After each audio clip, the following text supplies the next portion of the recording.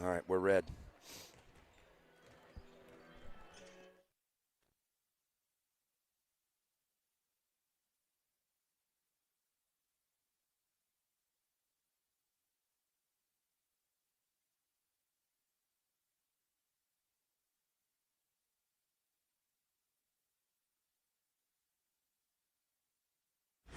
This is a presentation of the Oklahoma Sports Network.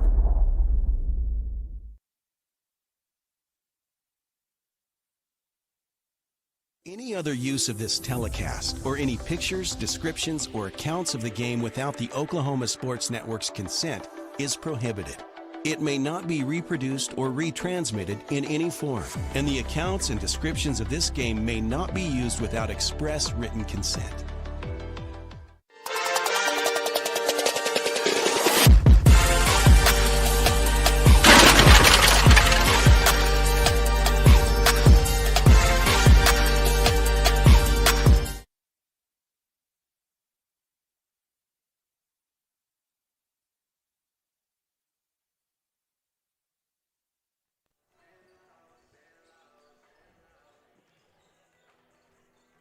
Welcome in to the Owl's Nest on the campus of Elgin High School in Elgin, Oklahoma.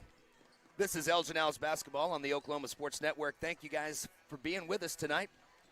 Along with Chris Ballvance, my name is James Stanley. Happy to have you along for our matchup tonight between the Elgin Owls and the Woodward Boomers.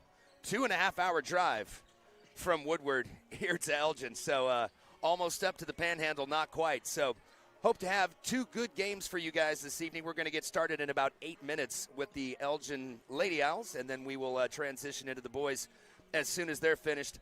Elgin 15-5 on the season, looking to increase that record tonight as 1,500-point scorer Kelby Carter and her sister Chloe and Kinley Garrett and the rest of the crew look to continue their role this season.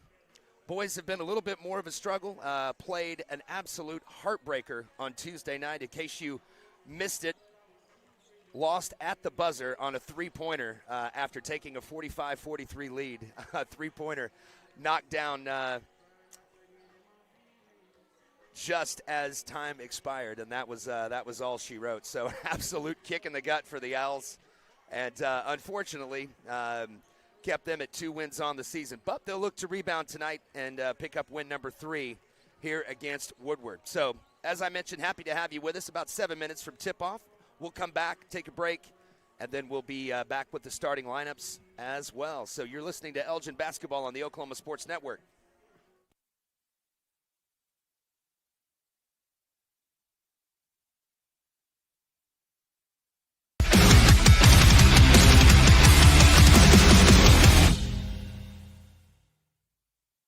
Scott's House of Flowers in Elgin has been proud to serve Elgin and the surrounding area with a wide variety of flowers and gifts for all occasions. Come see them for great gift ideas, including the exclusive Tyler candles. And who couldn't resist Sweet Shop USA, featuring handmade grand truffles. Scott's House of Flowers, just off Highway 277 in Elgin. Delivery available, or stop by for easy pickup. Phone 492-4880. Scott's House of Flowers.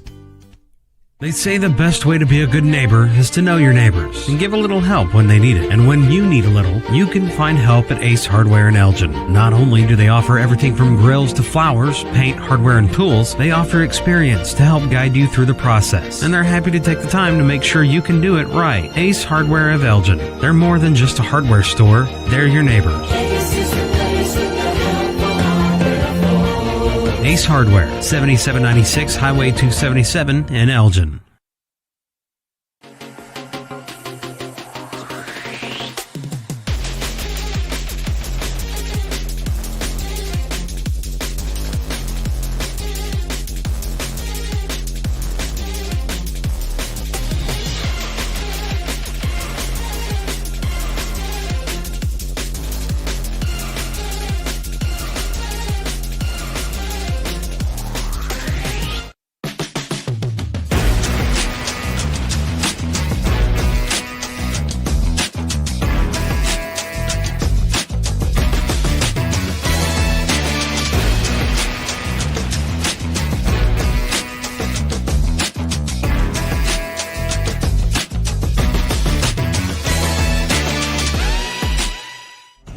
In 1958, the Hillary family purchased a small telephone company in their hometown of Medicine Park. Now in their third generation, Hillary delivers state-of-the-art services across rural Oklahoma. From Main Street business owners and our future generation of leaders to farmers at the heart of our rural economies, Hillary is always innovating, consistently connecting, and relentlessly going where others won't. Because every community, every person matters. Firehouse Subs is stacked to satisfy. Every sub's piled high with premium meats, melty cheese, and bold flavor in every bite. All served on a freshly toasted roll. Big portions, no shortcuts. Just crave-worthy subs made to truly satisfy. And at Firehouse Subs, every bite makes an impact. A portion of every purchase helps provide life-saving equipment to first responders. Download the Firehouse Subs app and get up to $10 off your first order. Skip the line, stack the flavor, and support your local heroes. Only at Firehouse Subs. At participating U.S. restaurants. Offer valid for 1 week after account registration. Additional terms apply.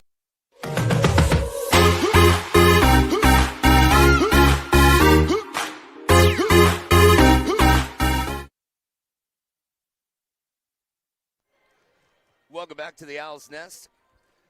This is Elgin basketball on the Oklahoma Sports Network. About 3.5 minutes from tip-off, I guess, not first pitch. Tip-off here for the girls taking on the Woodward Boomers. So they made their way down from northern Oklahoma. Happy to have you with us on this Friday Night Lights edition, at least inside of Elgin basketball. Again, this week, as Nathan and I mentioned, no band tonight, no dance squad. I guess that was a one-off that we got a couple weeks ago, Chris. I don't. So we haven't seen the band in a couple weeks. I thought maybe we had maybe they had something going on the first week back after the break, but now that was the only night we've had them. So the Owlettes are actually in Florida in the going for the national title. Wow. Okay. For the Owlettes. There you go. So that's where they've been. They left here around Tuesday morning. Okay. And made a very, very, very long drive. Yeah. To get all the way out there. So what's the band's excuse? Where one goes, the other one does. But okay. if one doesn't go, then neither go. Okay. So if the Owlettes aren't here, then the band follow them along. Yeah, okay. It kind of doesn't really show up. But I mean, all right. It's a little bit more lively, of an atmosphere whenever they're over there to our left. So. Anyway, disappointing nonetheless, but we've got the cheerleaders and we've got the teams and you've got us, the Oklahoma Sports Network. So that's really all you need. Absolutely. In order to enjoy this broadcast. So, again, you're looking at the girls this year so far on the season, 8-12 for Woodward. So we're hoping an opponent that Elgin can handle, but add the Woodward boys 12-7 on the year. So we'll get into that matchup a little bit later on. But just looking to see the girls continue their role as you see them on your screen in the candy cane stripe warm-up pants. And we are nearing a minute and a half. So we'll take another quick timeout and be back for the starting lineups. This is Elgin basketball on the Oklahoma Sports Network.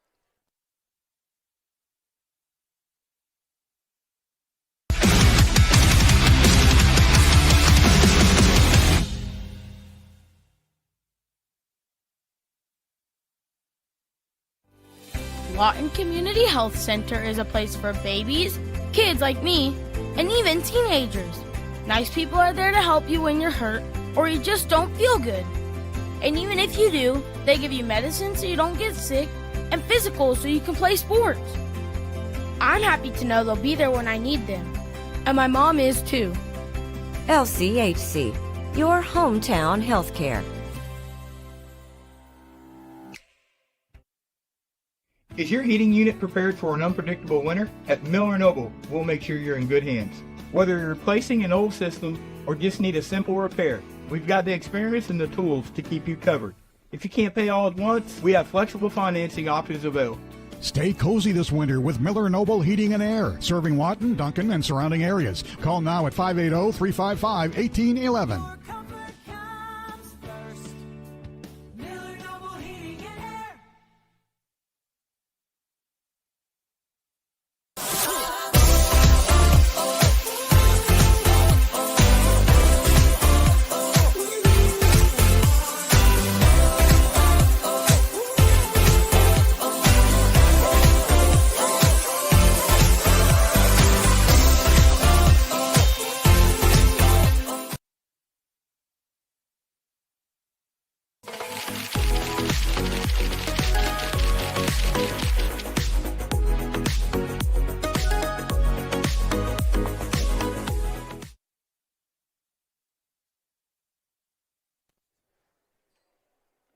Welcome back to Owls basketball on the Oklahoma Sports Network.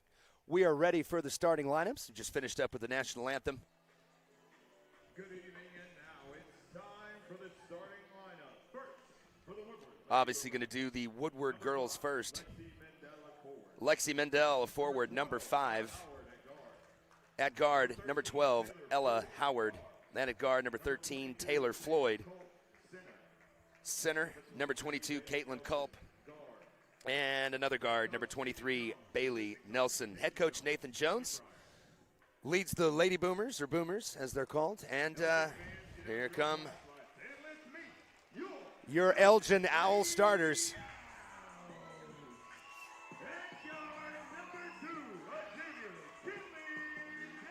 Of course, one of the main attractions, KG Kinley Garrett, the junior. And number 10, Marissa Mraz. And the do-it-all, Mighty Might defender, number 12, Sabrina Williams. And here comes the talented number 23, Chloe Carter at forward. And then your 1,500-point career scorer, Kelby Carter, number 33. Head coach by Tanner Mraz, assisted by Graydon Bulig and Hannah High. So we're ready to get this thing tipped off. We've got 8 minutes on the scoreboard.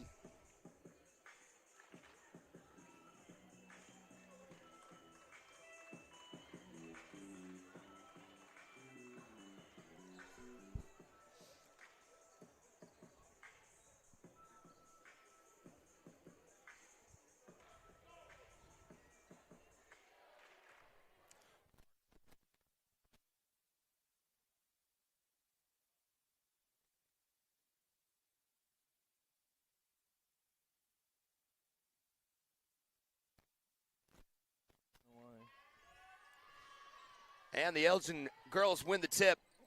We've got a little malfunction with our clock, so I've got it off for the moment. I will keep you abreast as to the time remaining until we have a chance to get that taken care of. Probably just a quick reset. So there's Chloe Carter with the shot. Shot is up and no good, but she's going to head to the Lunar Salon free throw line.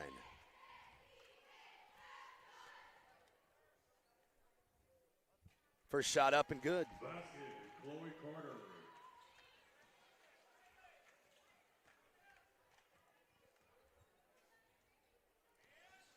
Second one's no good. Sabrina Williams runs out to try and get the rebound, but it's controlled by Woodward. Across the timeline. Caught by it's Lexi Mendel. She can't get the free throw line jumper to go. Kinley Garrett clears. Now she's on her way down the court. Nice pass down low. Sabrina Williams with the finish. And the Owls take a 3-0 lead quickly here in the first quarter.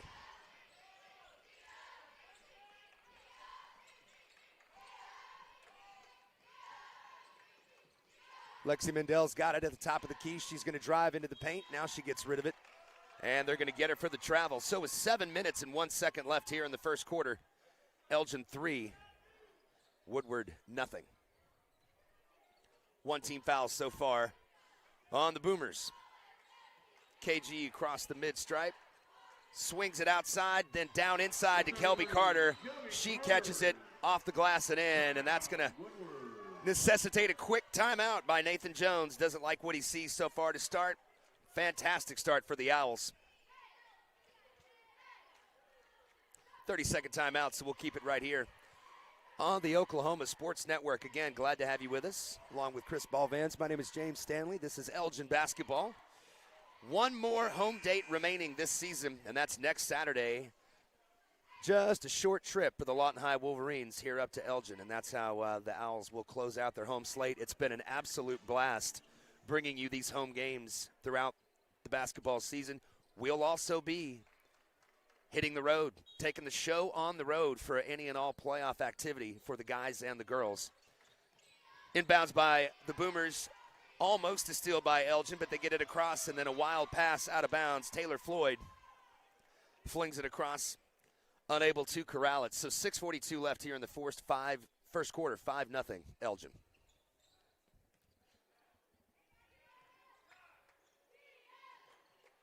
Kinley Garrett, Sabrina Williams play keep away in the backcourt. Now a swing pass out to Mraz. She shoots the three, no good. Kelby Carter with the rebound.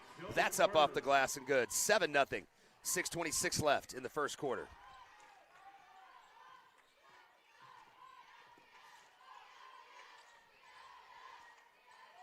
Three-point shot attempt by Ella Howard is no good for the Boomers. Sabrina Williams with the rebound. She'll take it herself across half court.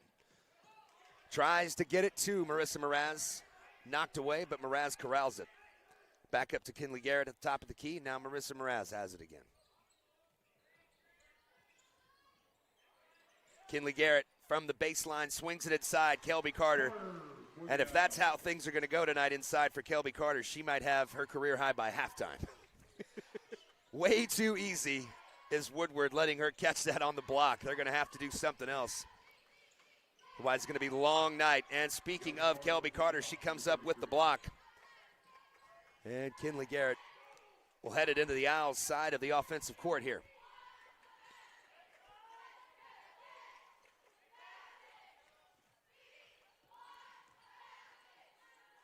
Garrett coming off a fantastic shooting performance on Tuesday night against Elk City.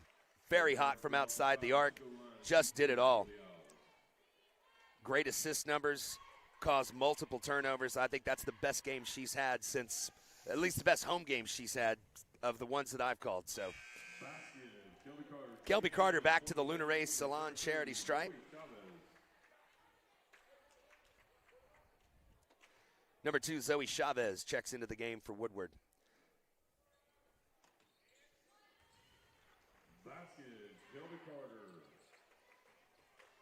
So Kelby Carter increases the lead to 11-0. Woodward yet to get on the board, and we know how smothering Chris Elgin's the girls' defense can be when they put their minds to it. And the depth of the entire team is actually fairly remarkable. That even 3-4 minutes left, they'll bring in 4 or 5 freshmen just to close it out, and I would be interested to see that stat of the last 4 minutes. Yeah. Of what those 9th and some 10th grade. The leads don't necessarily start shrinking a whole lot, do they? No, I agree. You're absolutely right. So there's the first points on the board for Lexi Mendel. Foul on Kelby Carter. That was her first.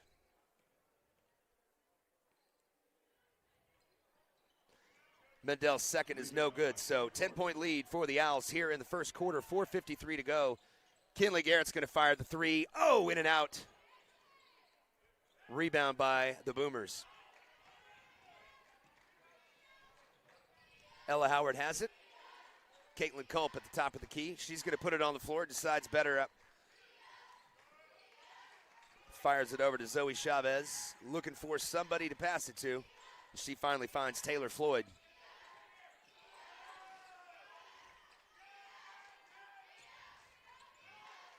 Chloe Carter making her work for it.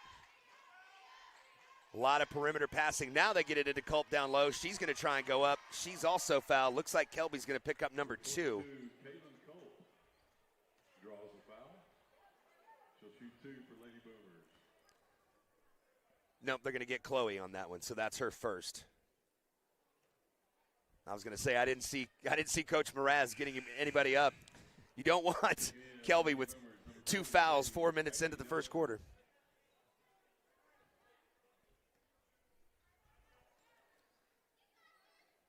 First free throw, no good. Second one's in for Caitlin Culp. So that's an even 2 on the board for the Boomers, and here come the Lady Owls.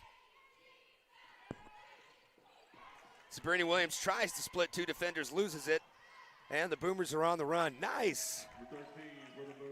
Shielded herself from the defense of Elgin and able to get that layup up and good. And they dump it inside. Do they again to Kelby Carter, and she puts another one in.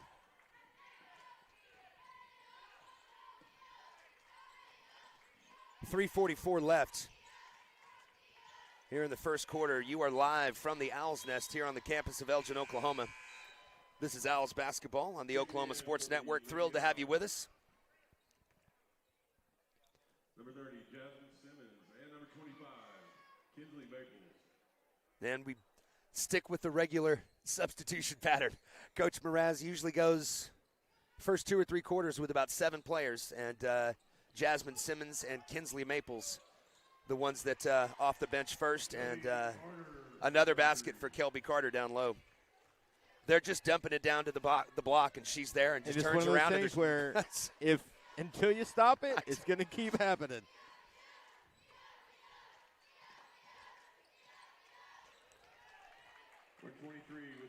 Bailey Nelson, nice little dribble drive and a shot pop there. So Woodward starting to get their offensive bearings about him. Trail by 9. Garrett fires a 3, top of the key. That is absolutely nothing but net. 2:54 to go.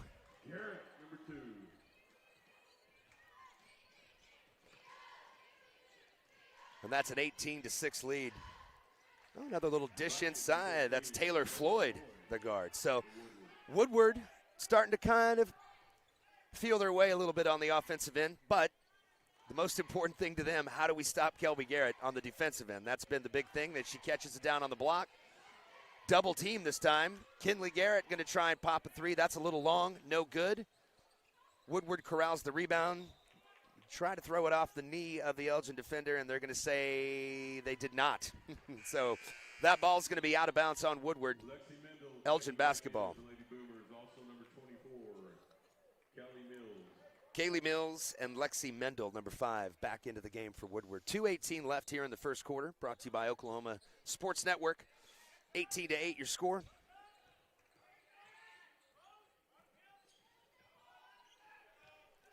Garrett's got it top of the key. She's going to penetrate. Fakes the pass outside. Can't get the layup to go. Great move. Just couldn't pay it off at the end.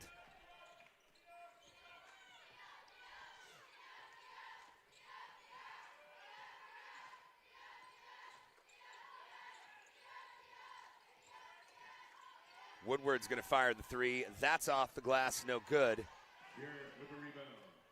She floats it down to Mraz. Mraz up off the glass, short, no good. Woodward clears it. That's Kaylee Mills with the rebound. Out to Lexi Mendel.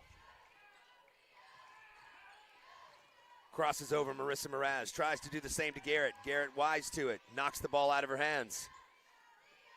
She's going to go again, right at Kinley Garrett. Lexi Mendel pulls it back out. Swing pass. Corralled by Kaylee Mills, up and in off the glass. Nice move by number 24. Cuts the lead to 8. So what was an 11-0 lead for the Owls, now down to 18-10. So since that hot start, Elgin being outscored 10-7. Kelby Garrett can't buy the basket, gets her own rebound, she goes back up, and she's fouled. 58.3 seconds left here in the first quarter. So we'll have the clock adjusted for you leading into the second as soon as we take our between-quarter timeout. 18-10 your score. Again, 58.3 seconds as Kelby Carter heads to the Luna Ray Salon charity stripe. Beauty in every phase at Luna Ray Salon. It's a Southwest Oklahoma collective offering services such as hand-tied extensions, custom dimensional colorings, and smoothing treatments. You can find them over in Commerce Drive in Elgin.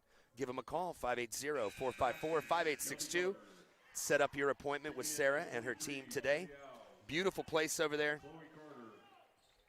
right here in the heart of Elgin. So we thank Sarah and her team for sponsoring the free throw trips all this year for the Lady Owls. And so Woodward, after Kelby split the free throws, tries to see if they can put one in the basket. 45 seconds left. They're going to fire a 3 from the baseline. That's good. That's Ella Howard.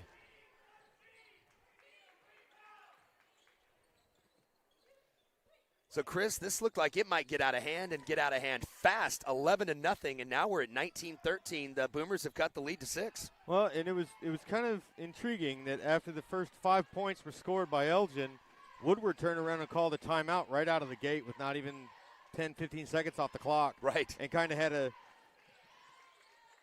religious discussion, I guess you could call it, with his I his was team. thinking come to Jesus in my head, and then yeah. we just you made it for the masses. There you go. Well done. Yeah. Well done. So a foul, that's the second on Chloe Carter, and that is going to send Lexi Mendel to the line for Woodward. Misses the first. Number 2 checking in. We got 9 seconds left to play, folks. As I mentioned, we'll get the clock situation on the screen taken care of here at the break, which will come, as I say, in a matter of seconds. So Lexi Mendel's good on the second. So 19-14, 8 seconds, down to 5. Sabrina Williams pops from the top of the key. Logo 3 is, as it were. Woodward clears the rebound, and that's going to do it for the first quarter. So 19-14, a little bit more of a game we have than we thought we might at the beginning, Chris, but we'll take a timeout, and we'll be right back. This is Elgin Basketball on the Oklahoma Sports Network.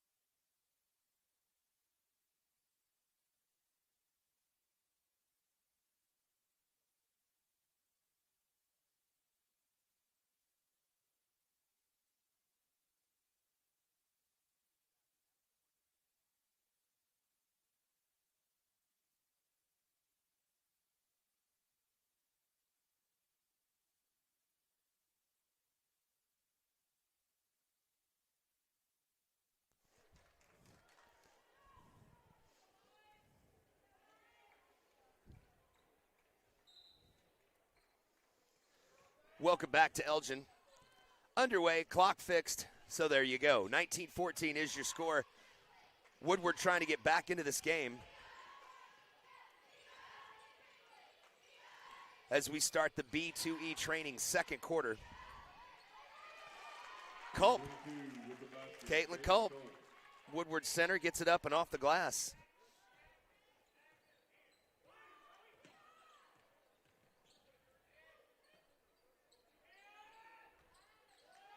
Elgin unable to hit that. Woodward with the rebound. They're going to push the pace.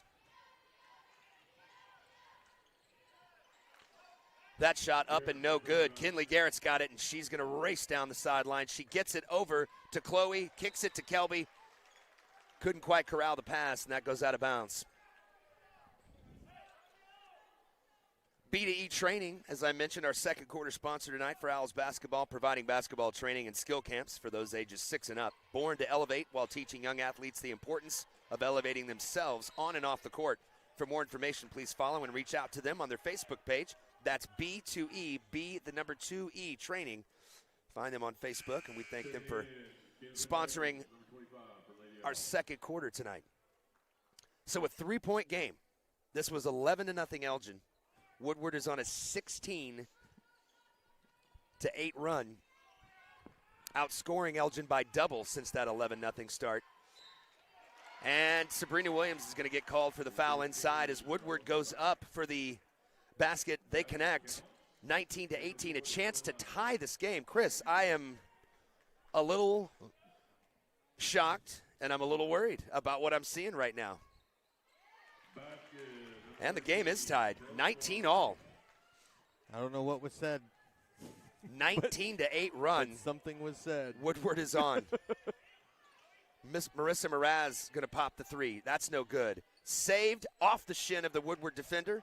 And right to Lexi Mendel for the Boomers, and she's going to bring it up across the half-court line. Out to Ella Howard. They dump it into Culp. Zoe Chavez is going to stop. She fires the three. That is off the rim, off the glass, and good. And I tell you what, Tanner Mraz hasn't had to do it a whole lot this year, especially here at the Owl's Nest, but he might need to get a timeout here in just a minute if Elgin can't figure out what they're doing on defense. Not seen the Lady Owls not be the aggressors on defense. They're the ones that are quick hands and taking the ball away. Woodward's limiting them to one shot on offense, grabbing those rebounds, and they're running their sets, and they're getting great looks, and they're starting to connect. So Elgin's trying to get back to doing what they do best. Kelby Carter can't get it to go. Culp with the rebound. Kelby Carter pressuring in the backcourt. She's going to pick up a silly second foul. Not what she needed. She knows better than that.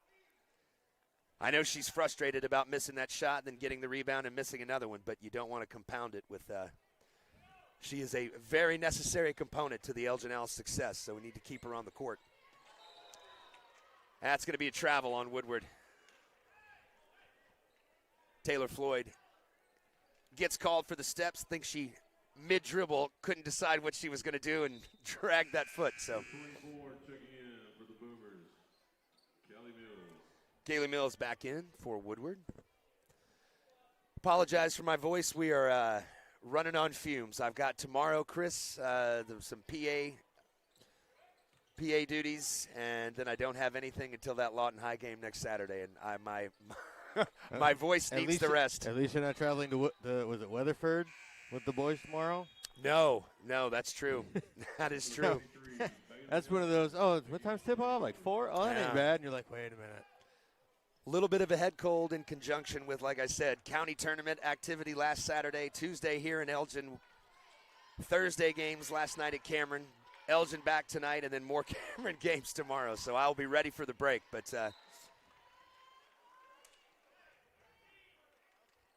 we'll try to keep it in this tone where we're not getting too excited. Lady Owls need to start giving us a little something to get excited about. It's been they've been stuck on 19 for a long time. 5:19 left here in the second quarter. As we get that changed for you. Kelby Carter, and there it is. So they're off the schneid. And the Owls cut their deficit to 1. Haven't said that very many times this year either. Haven't been very many times they've led. Anna Darko comes to mind. Elgin erased a 16-point late third quarter lead to come back and beat the Lady Warriors. And then, of course, Kingfisher a couple weeks ago. Yep. Great game, double overtime, as if you'll remember, 52-51 your final is a controversial foul call in double overtime. We'll just leave it at that. But Kinley Garrett called for the foul. I feel like the entire stands had a religious conversation. Yeah. Certainly following that. Second free throw, no good, so the lead stays at 2 for the Boomers. Kinley Garrett looking to fire. She's thinking about it. Now she penetrates. Spin move up off the glass, no good. Caitlin Culp for Woodward with the rebound. Ella Howard with it up top. Now back to Culp. Swinging around the perimeter. Looking inside, Kaylee Mills, nice catch. Shields the defender, and she gets the easy layup. Lead back to 4, 4:21 to go. Here in the B-to-E training, second quarter here in Elgin. Marissa Mraz swings it out to Kinley Garrett, can't buy it. Kelby Carter chases down the rebound. So the outside shooting for the Owls, which against Elk City on Tuesday night was fantastic, especially in the second half. Has not been so good tonight, and as soon as I say it, Little Miss Do-It-All, Sabrina Williams knocks it down. And the Owls cut it back to 1. What were you going to say, Chris? I'm sorry, I didn't mean to interrupt you. I don't even remember. Something to do with the three-point shooting? Oh, it was almost as though it was just automatic. It was just whoever had the ball outside the arc, those last, 7 or 8 minutes of the fourth quarter. Yeah. It was just nonstop barrage. When they were all hitting them. Yeah. Kinley was red hot. Yep. Kelby hit one. Sabrina had one. Marissa had 1 or 2. Yep. And I think one of those mystical freshmen even came in. Yeah, I think Gabby Abraham came in and knocked down. Around. She had 5 quick points. Yep. Wasn't in the game for just a couple minutes there in the fourth quarter. So and they got subbed out, and she was just like, "But why?" Yeah. Come on, coach. I'm red hot out here. Kinley Garrett's going to fire from the baseline. That is no good. Nobody inside for Elgin to get the rebound. So Caitlin Culp will clear it out, and Woodward slow it down, up by 1 as we near 3 minutes here in the B-to-E training second quarter. Fantastic game so far. Like I said, Chris and I have talked about it. It didn't look like it was going to be a great game. An 11-0 lead for the Lady Owls to start, and Woodward has absolutely gotten it together. And they're going to get KG with number 2.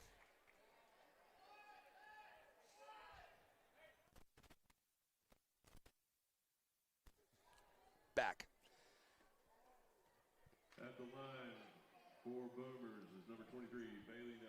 Bailey Nelson to the line for Woodward. Shooting 2. First one is up and good. 2:44 left. Second free throw up. That's rattles in and out. Kelby Carter grabs the board. So Woodward clinging to a 2-point lead. Elgin to try and figure out how to crack the code of Woodward's defense in the second quarter. Another deflection out of bounds. Ball's going to stay with White.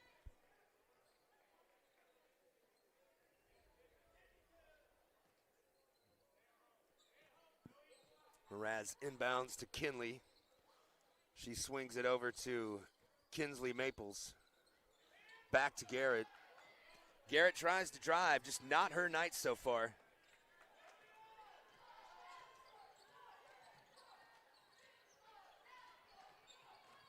Lesson for young players. Kinley having a hard time shooting tonight. Doesn't keep her from being aggressive on defense, although a little bit too aggressive. She knocked it away twice, got away with it that third time. Chris, not so much.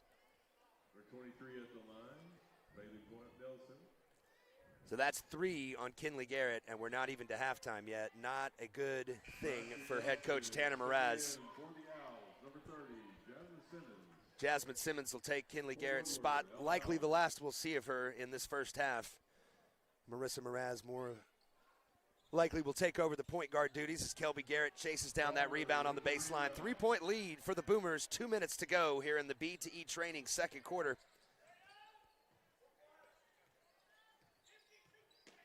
Woodward in the 2-3 zone. They shift it out. Nice pass inside. Kelby Garrett drives.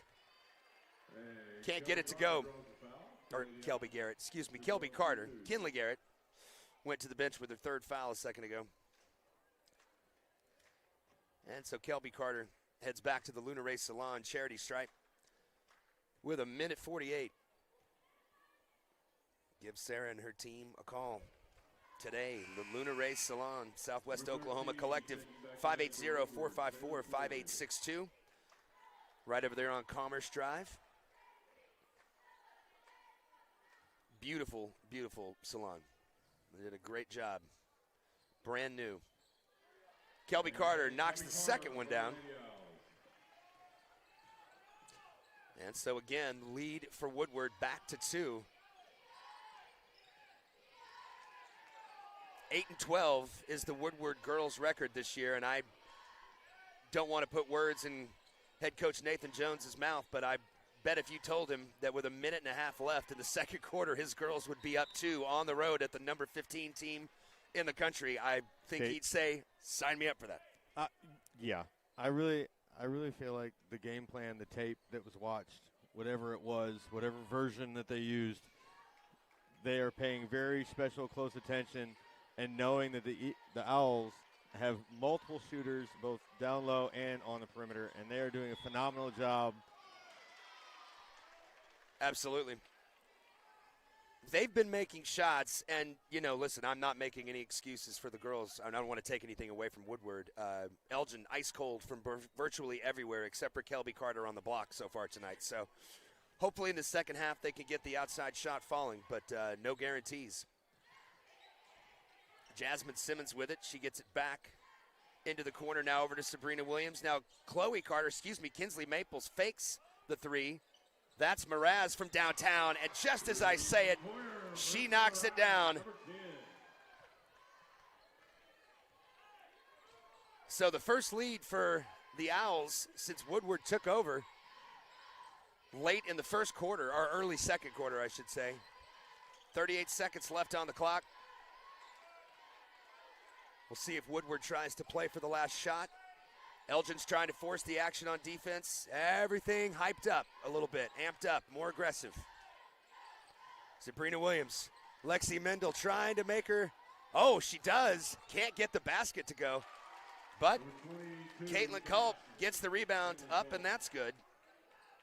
So Woodward with 12 seconds left does take the lead back. Sabrina Williams has it. Fires Jasmine Simmons inside to Mraz. Back out to Williams for 3, and it off the rim, off the glass, and in to end the half.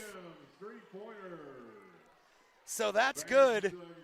And we've got a fantastic game right here in Elgin between Woodward and the Owls, 31-29. Whew, 11-0 start, Chris, to get the game going, and then Woodward fought back, took the lead, and finally Elgin gets it back, loses it again, but 2 3-pointers in a row from the Lady Owls finally, as they were ice cold the entire first half, and they've got a 2-point lead heading into halftime. I would love to be the fly on the wall in both these locker rooms during this halftime speech of, like, we're 8-12, we're going up against the number 15. Right.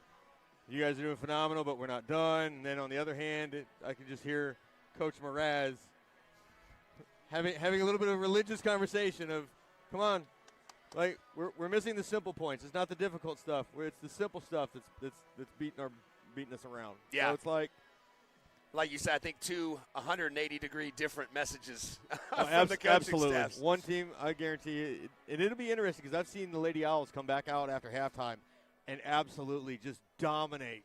They've owned the third quarter, yes, at least at home this year. So, the games that we've done here on Oklahoma Sports Network, they come out in the third quarter, and, I mean, it doesn't really matter what's happened in the first. The defense is ramped up, intensity's ramped up, and they make a statement, and usually that's where they have absolutely pulled away from teams. So, again, that's the end of the second quarter. We are at halftime of the B2E training second quarter, providing basketball training and skill camps for those ages 6 and up, born to elevate while teaching young athletes the importance of elevating themselves on and off the court. For more information, please follow and reach out on their Facebook page. That's B2E Training.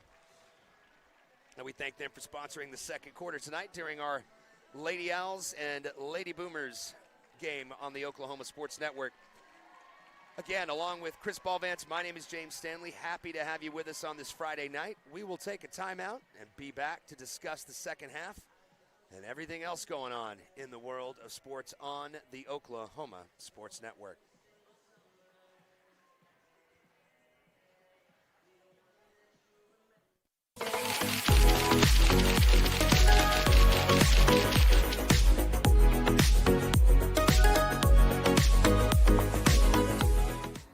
Whether you're buying or selling, today's real estate market is proving trickier than ever. We've been doing this for over 22 years.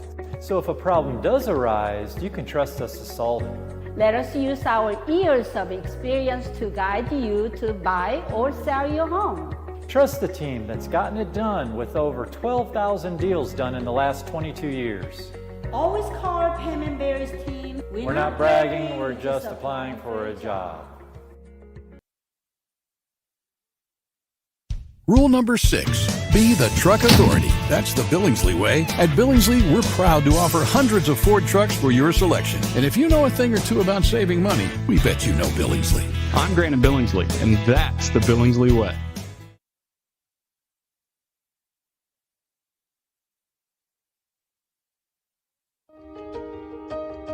For more than 70 years, we've been a part of Southwest Oklahoma's story, sharing every step forward and every stage of life with people who understand that sometimes healing takes more than medicine. Introducing Memorial Health System of Southwest Oklahoma, a new generation of future-focused health and human-centered care.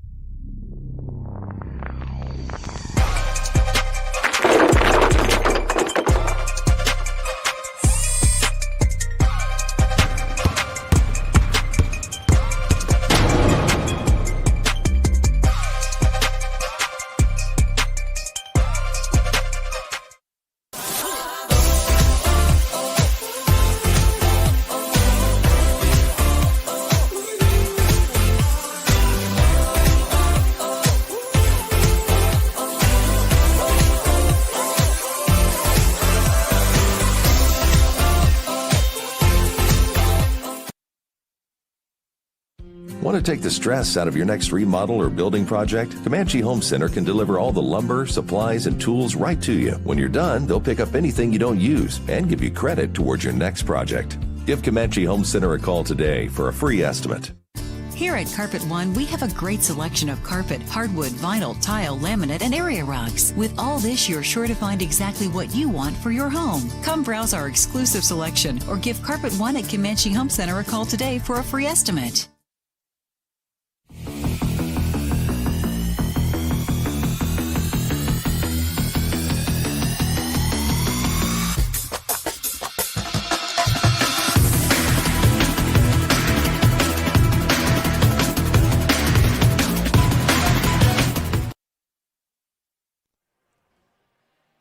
Welcome back to Elgin Basketball.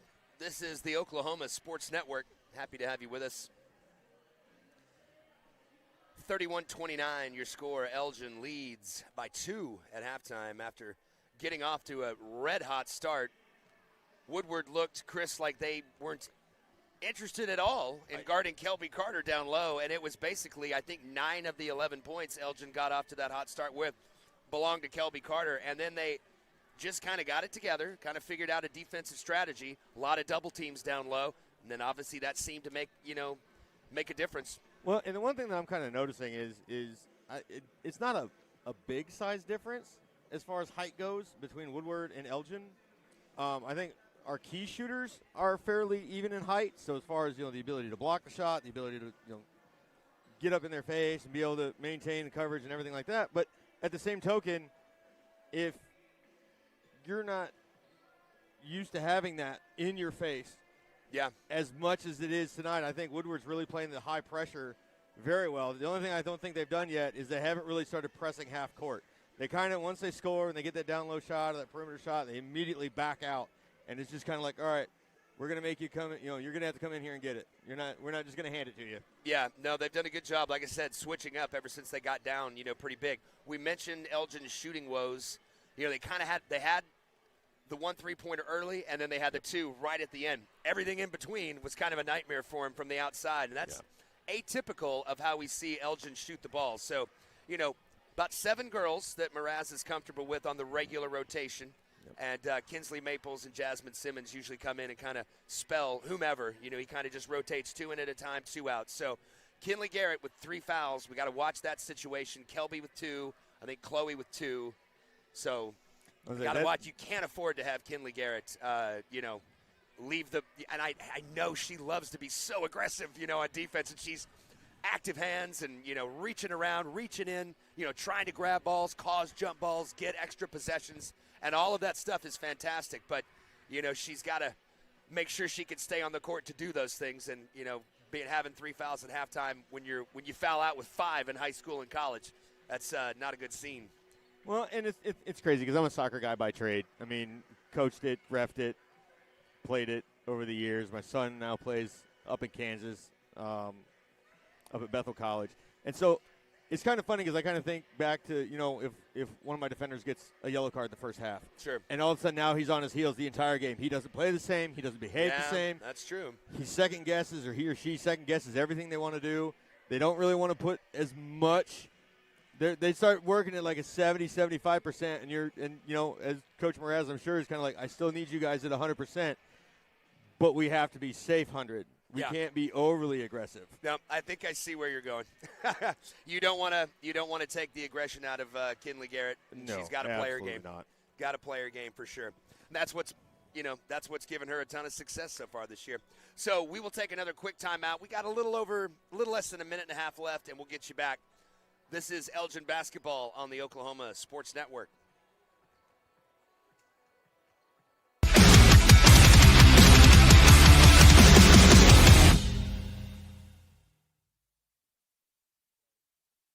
Power Services, the power of quality and comfort, servicing all of Southwest Oklahoma and the surrounding area for the past 40 years. Offering the best service for heating and air for both residential and commercial, geothermal systems, electrical services, and generators are their specialty. Give them a call for all of your heating, air, and electrical needs. Experience the power of quality and comfort with Power Services of Southwest Oklahoma. Give them a call today at 580-875-3645. That's 580-875-3645.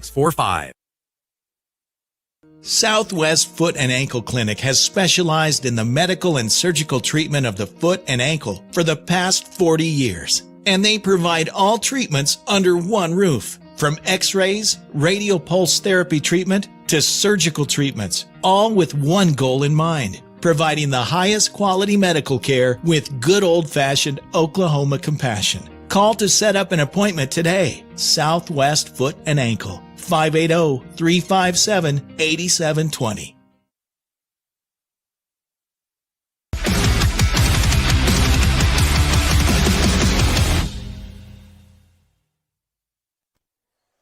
Welcome back. Perfect timing, if I do say so myself, Chris. It's almost like the rest were patiently waiting. I know. Well, that's what they're supposed to do. That's what they're supposed to do. So.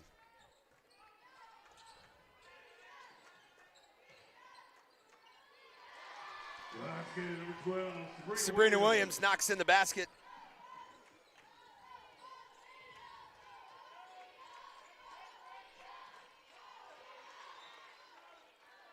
To get us started here in the Backyard Sports Bar and Grill, third quarter, 33-29, 7:39 to go.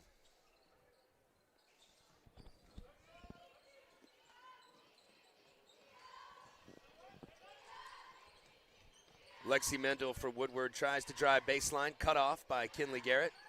Caitlin Culp swings it across court, fakes the three. Another baseline drive cut off by Sabrina Williams. So, good start. Lady Owls aggressive on defense coming out in the third quarter. As Chris and I mentioned, the third quarter is where they have made their hay all year long. Mendel looks to pop, decides not.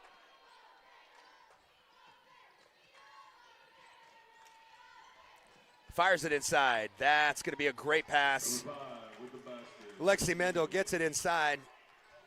Elgin gambled for the steal there, Chris. Didn't come up with it, and she turned around and had nothing in front of her but the rim to shoot at. It's one of those hard decisions where you're like, do I make the lunge? Do I let it go by? Do I stay home? And she turns around and returns the favor. Absolutely.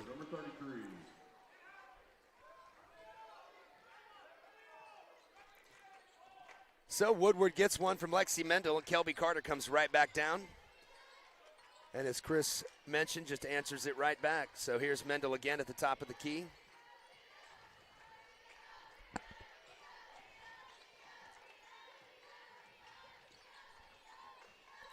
Bailey Nelson with the ball. Drives right, leaves it for Mendel. She's going to stop and fire the three from there. That's off the back iron, no good. Kelby Carter up for the rebound, knocks it right into the hands of Marissa Mraz, who brings it across the timeline.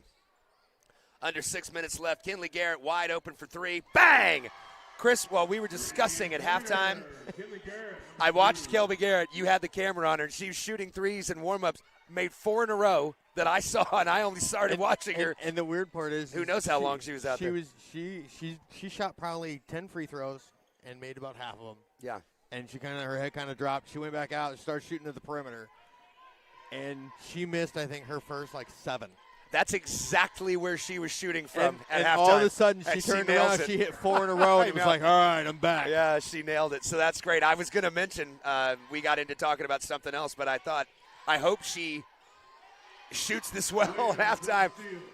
And a steal from Sabrina Williams on the all-hands team. I tell you what, no idea. I haven't seen every girls' team play.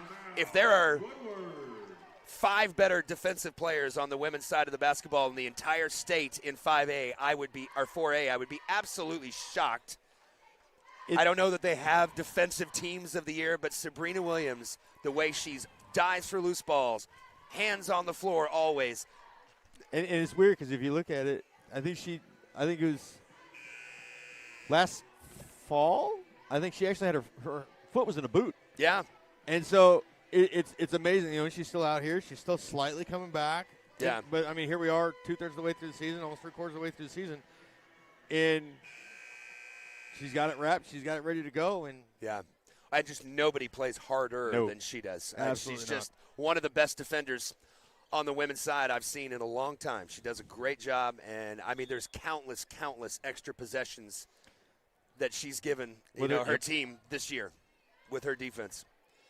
So Lexi Mendel, all of a sudden, Woodward at there is Miss Aggressive Kinley Garrett. Nice and easy down the court. Kinley Garrett, we're back to 11.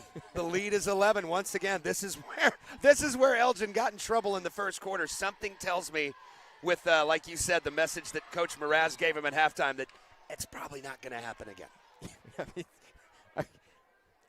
It's funny because Coach Mraz, he's very soft-spoken when you talk to him direct, but then the minute he steps on the court, it is a Jekyll and Hyde factor. Yeah. I mean, completely different human being. Still a great, phenomenal guy to talk to, but at the same token, you're just like, you meet him in the hallway of the school, he's all business. All the time. That's the all the time. Third foul, by the way, on Kelby Carter. So, that now is another thing to keep an eye on. And you can see right there now, aggressive on the rebound. And it put as much as she normally would into trying to block that shot, which is smart. Missed it anyway. Chloe drives baseline. That's up off the glass and good. So Elgin offensively exerting their will here in the third quarter. And as Chris and I told you at halftime, this is where Elgin likes to come out and make their move. They do it almost every single game. And they're doing it again tonight against the Boomers. 4.5 to go here in your Backyard Sports Bar and Grill, third quarter. At Backyard, they don't just serve food, they serve experiences. From fresh, locally sourced ingredients to a warm, vibrant atmosphere, every single detail is crafted to make your visit unforgettable. Come for the flavors, stay for the vibe. Your new favorite spot awaits right here in Elgin, 9201 Southwest Highway 17. That's Backyard Sports Bar and Grill, and we thank them for sponsoring the third quarter tonight and being one of our awesome sponsors for Elgin basketball all year. We should be done. It's Friday night anyway. As soon as you guys get done here, or if you're watching on the Oklahoma Sports Network here in the Elgin area, make your way over. Great barbecue, burgers, awesome atmosphere to watch games. Backyard Sports Bar and Grill. Sabrina Williams and the Owls continue to pour it on offense, 46-31 now. Your score here in the Backyard, third quarter, 3:45 left. Woodward, Kaylee Mills, she fires it in. Looked like her foot was on the line, but they're going to give her the three.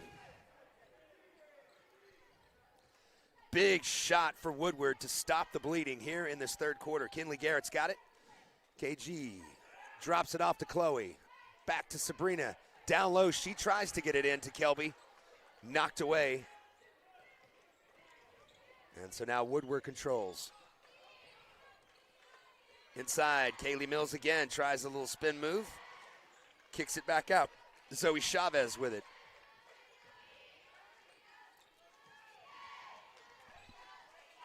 Taylor Floyd's got it. Kinley Garrett right up on her. And she knocks it away. Takes control. Taylor Floyd's not going to catch Kinley Garrett. Didn't quite get enough on it. And so the score remains 46-34. I know she's going to see that one in her sleep tonight, Chris. I think I'm going to see it in my sleep. That's right. I know. It is crazy because I can count maybe on both my hands the number of breakaway missed layups with these Lady Owls. I mean, yeah. Sometimes those are the toughest ones. You've got nobody in front of you. There's no one really pressuring you from behind, and you just go up and you don't give it enough. Or you try and take that extra step to get away from that defender that you think is trailing you, and then after you attempt the layup, you realize that they're 15, 20 feet behind you, and you're like, oh. I know. Nice inbound play from the Boomers. They get it into Kaylee Mills. She bangs it in. Lead down to 10 as they had stretched it to 15.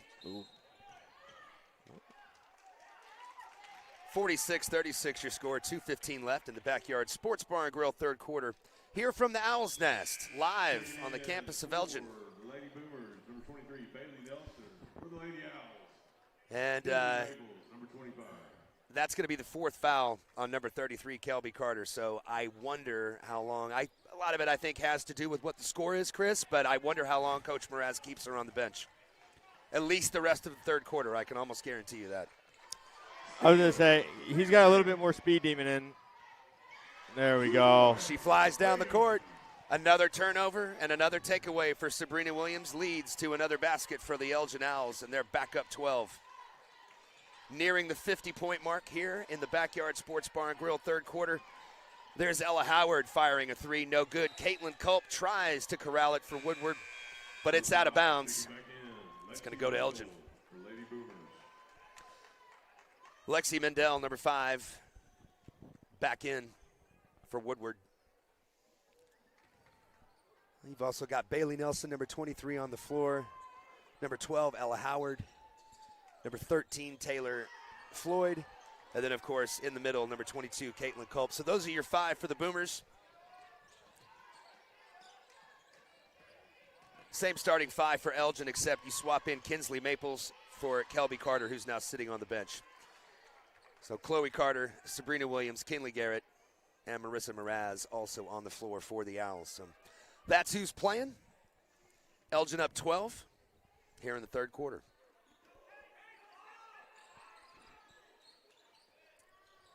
They get it into Culp up top. Probably not much of a threat from behind the three-point line, so she'll look to turn it over to somebody who might be. Taylor Floyd looks to be that player. Decides not to get it to the cutting Boomer as they go down the lane. She keeps it, and there's a jump ball. Into the game for Elgin, number 30, Jasmine Simmons. As Marissa Mraz is going to check out.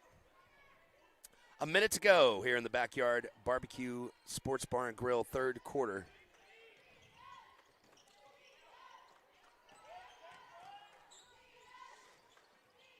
Kinsley Maples drives down the line, can't finish it, tries to get a rebound. She and Chloe Carter bat it around. Ball goes to Woodward.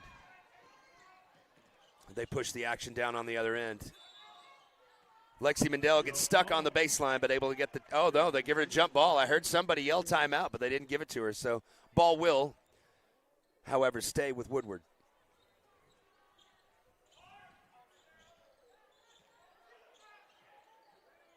Get it into Culp. She swings it over to Ella Howard. Fires the three. That's no good. And look who hustles to get the rebound. None other than number 12, Sabrina Williams. Kinley Garrett back in the game with her 3 fouls.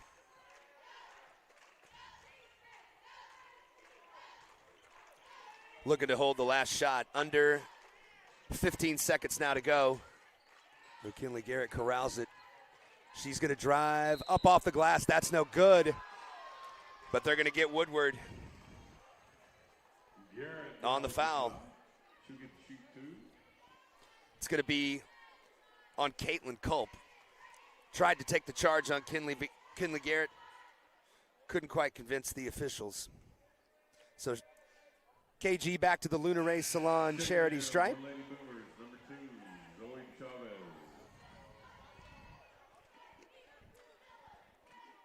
Beauty in every phase at Lunar Ray Salon. Give them a call, 580-454-5862. Set up your appointment today right over there on Commerce Drive, right here in Elgin.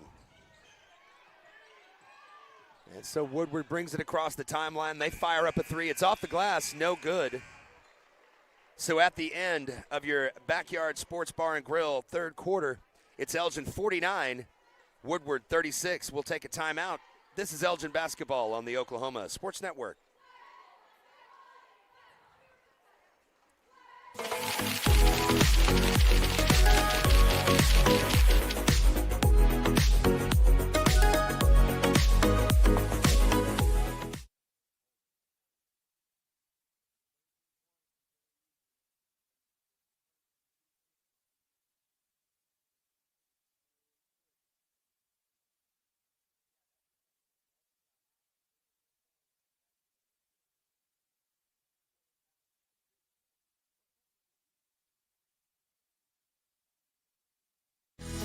Sidelined by surgery, illness, injury? Valor Physical Therapy can help. At Valor PT, our skilled therapists create a rehabilitation program individualized for you, with education and encouragement each step of the way. Whether it's sports or the activities of life, let Valor get you back in the game. Start now at 405-609-3637. No referral needed. Mention this ad and get a free t-shirt at your first appointment.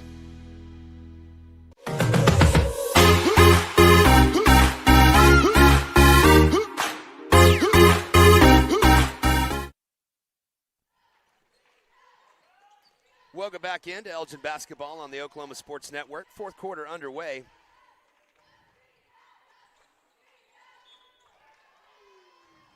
Kinley Garrett draws the foul. Kinley Garrett gets right back to action and right back to the Lunar Ray Salon charity stripe.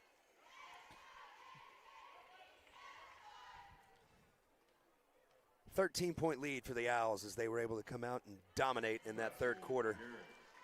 KG gives them an even 50 points on the night.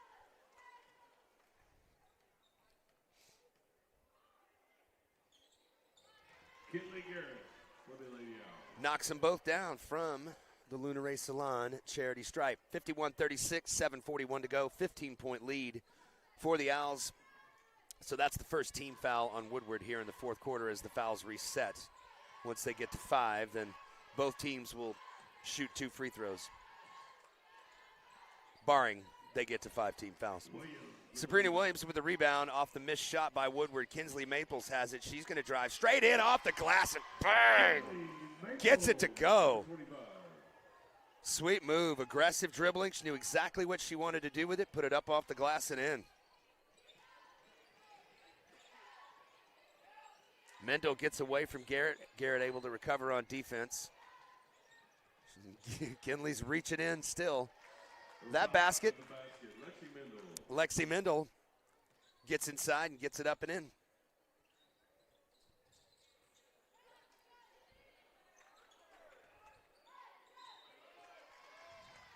Chloe Carter draws the foul.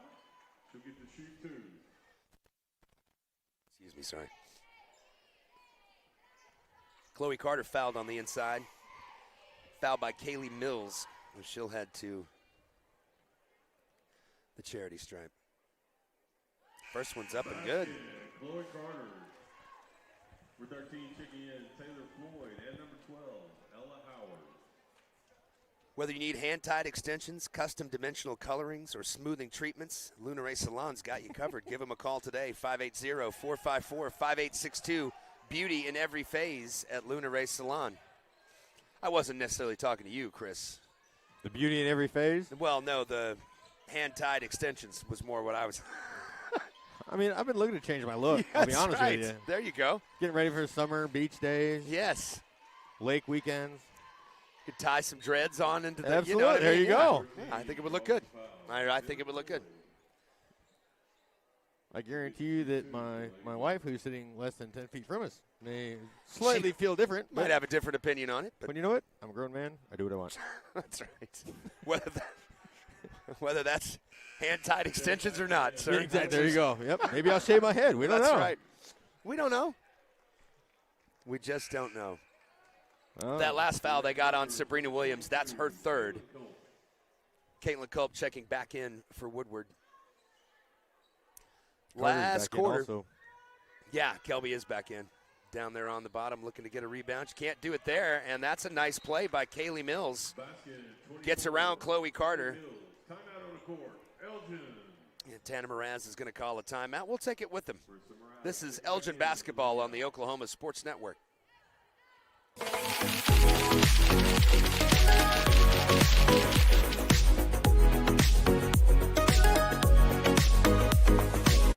Your job can get dirty. You need a solution. At Waste Solutions, we offer front-end loaders, roll-off containers, and dumpsters for any job, large or small. We also provide residential trash services for Lawton's outlying communities. We've got a solution for small businesses, contractors, construction companies, and everybody in between.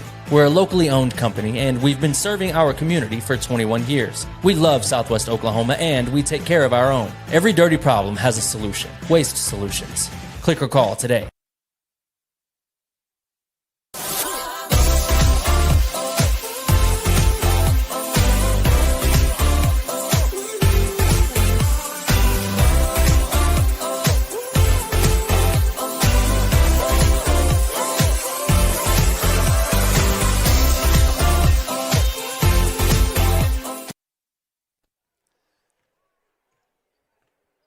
Back at the Owl's Nest here. This is Elgin basketball on the Oklahoma Sports Network. 6:10 left. Kinley Garrett gets it across the timeline. She and the Owls ahead 14. Kelly Carter, number 33. Kelby Carter gets it to go.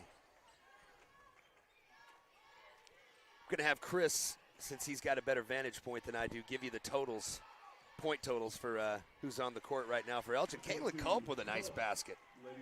right at Kelby Carter and able to get it to go. Carter with 4 fouls, not quite as aggressive with her hands straight up as she'd like to be, but 4 fouls, but with 21 points. 21 points for Kelby. What about Kinley Garrett? She's sitting at 11, and then Sabrina's sitting at 14. Sabrina's got 14. Wow. And then Marissa's got that smoking That's three-pointer. Right, yeah, right before the end of the half. 56-42. 2 fouls on Woodward. 2 team fouls, that is. 1 on Elgin. Nice play by the Boomers. Great pass from Kaylee Mills. Bounce pass to Lexi Mendel. Up off the glass and in. Good ball movement. Kinley Garrett drives it, kicks it out to Chloe Carter. Or excuse me, that's Chloe Carter. Kinley fakes the 3. Gives it to Kelby Carter. Drives up off the glass and in. So 23 now for Kelby Carter. Changed direction on that one. Cut right to the basket and had a lane. 4:40 left. Woodward's going to have to make it happen if they're going to make it happen.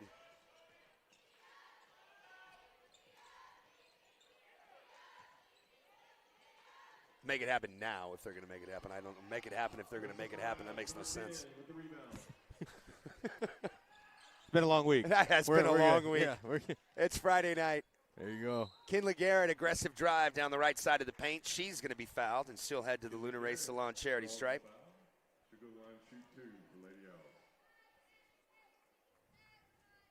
No, I love it.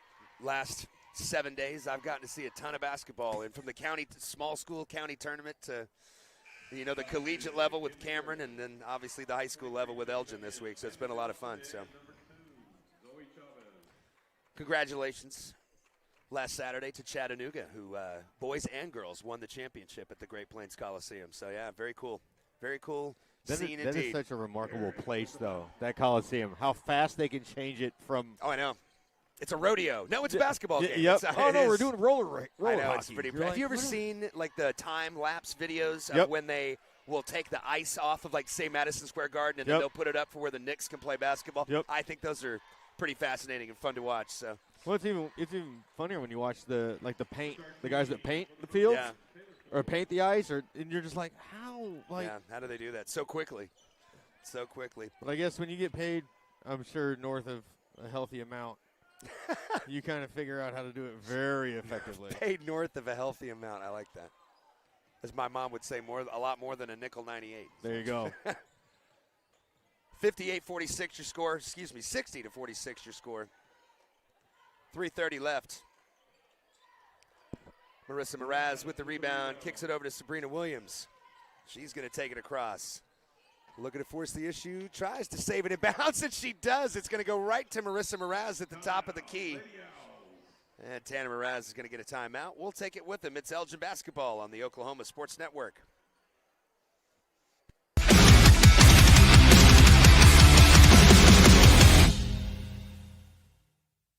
4D Landscaping and Irrigation has been providing top-rated professional landscape and irrigation services for the past 25 years. They take your vision for that perfect landscaping project for your home, new construction, or business and make it a reality with their easy financing options. You'll want to make sure to ask them about their seasonal services too. 4D Landscaping and Irrigation. Call 510-9983.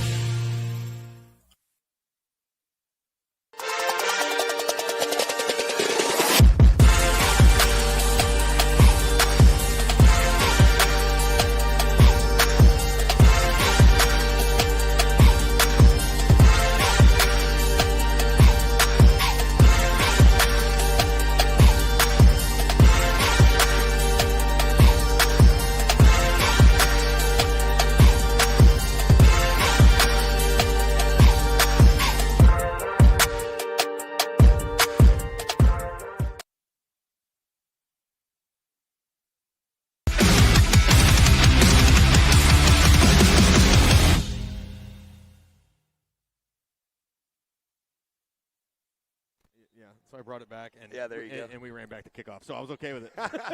Welcome back to Elgin basketball on the Oklahoma Sports Network. 3:09 to go. Oh, great pass by Kelby Carter, but knocked away. Caitlin Culp taking it all the way down the court. She's going to stop around the free throw line, get it out to Taylor Floyd.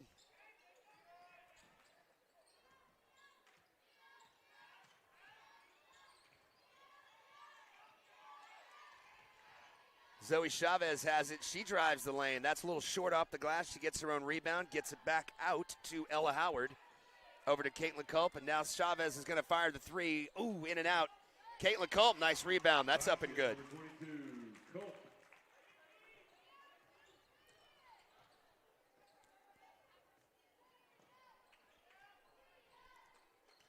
A 12-point lead for the Owls. Not out of the woods yet. The basket by Kelby Carter would help there. I was going to say, you got to get a foul on that. Chloe Carter rebounds her sister's miss, goes back up, no basket, but she's fouled. So she heads to the charity stripe. Brought to you by Luna Ray Salon. Sarah and her team would love for you to give them a call right now. Well, they're probably closed now, but give them a call on Monday morning.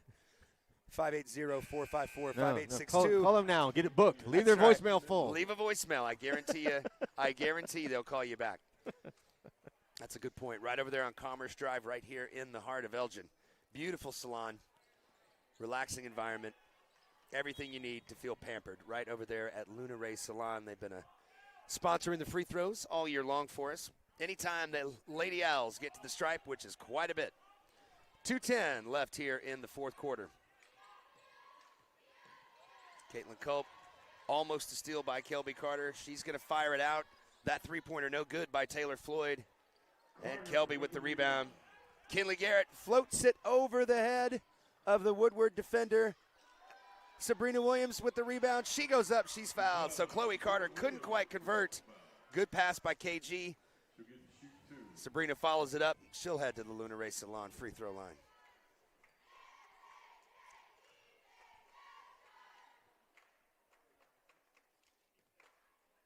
Couple of these to go from Sabrina, and I think we can maybe put this game to bed as soon as I give her the sportscaster jinx there, Chris. That is one of those things that whenever I hear it in that fourth quarter, I'm just sitting there like, I don't even want to watch this You're anymore. like, stop. Why did you say that? My favorite Don't one is say he hasn't that. thrown an interception all year. I And know. it's like a pick six. Yeah, or he hasn't missed a field goal since the first week of the. Yeah, I know. I know it. Going to get a foul called on Elgin. Mraz is first. It's going to be on Marissa Mraz. Number 10, first one. Ball into Culp. They try to get it to Mendel inside, unable to do so. Ball's on the floor. Corralled by Chloe Garrett. She gets it to Chloe Carter, gets it to Kinley Garrett. And she pops the three. And that should just about do it. 16-point lead with 1:18 to go here in the fourth quarter. And again, Elgin does what they do. They got off to a great start. I didn't think it was going to be much of a game the way they started off, 11-0. And then Woodward, to their credit, fought all the way back. Not only did they fight all the way back, took the lead a handful of times, held it for about 5 minutes at one stretch in the second quarter. Elgin kind of clawed their way back, had a 2-point lead at halftime, and they do what they do. Dominate the third quarter, take control of the game, and then just kind of put their foot on your neck, and they don't let you get up. So another fantastic performance from the Lady Owls tonight. There you go with I call them the Fab Five freshmen. There you go. Well, 4 out of the 5. So Jasmine Simmons into the game, Gabby Abraham into the game, Bailey Bybee into the game, as well as Abraham with the steal. Number 1, checking in. Rhythm Boswell for Lady Boomers. what number do we have down here? That's number 2. No, not number 2. Number 3? Okay. Oh, that's right. Bryn Hollowell. She played a good bit against Elk City the other night. And has a hand in forcing the turnover there. Number 10 checking in. 5'1" freshman, Bryn Hollowell. And it's funny because the other night we sat at 64 with about a minute 15 left to go, and about 2/3 of the bench was sitting there looking up at it, like hoping that somebody would hit a three, just so they could all do the little celebration that we were just discussing short time ago. Because I guarantee you, 2/3 of those stands are full of middle schoolers who will absolutely lose it. Now they'll let us know.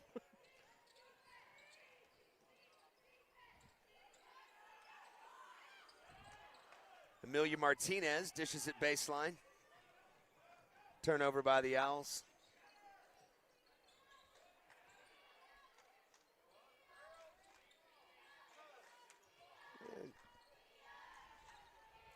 Coach Nathan Jones for Woodward gets some of his girls in as well, so we're under 15 seconds. Bryn Hollowell's got it. No, she's going to take this all the way. She's going to take this all the way. Up off the glass, no good. I thought that shot might get blocked, but she snuck it right by. Oh. Well, that one's not going to count for that poor young lady. That would have been Rhythm Boswell. Your final score is 64-48.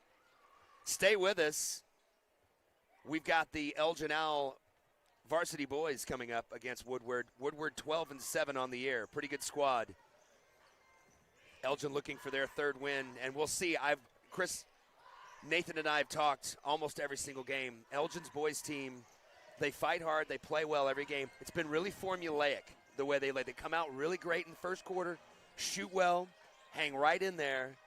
And for most of the first half, they play well, but usually there's about a 4 to 5, 6 minute stretch somewhere. It might even be broken up in 2 minutes here, 2 minutes there, but about 6 minutes in the first half, they get down by about 12, 13 points, and then they'll play the team even the rest of the game. They just can't quite claw their way past that deficit. Now, Tuesday night against Elk City, so much different as, McCulley fires in the baseline three as Elgin had run a gorgeous inbound set play to Lucas Young. Got exactly what they wanted with their height advantage.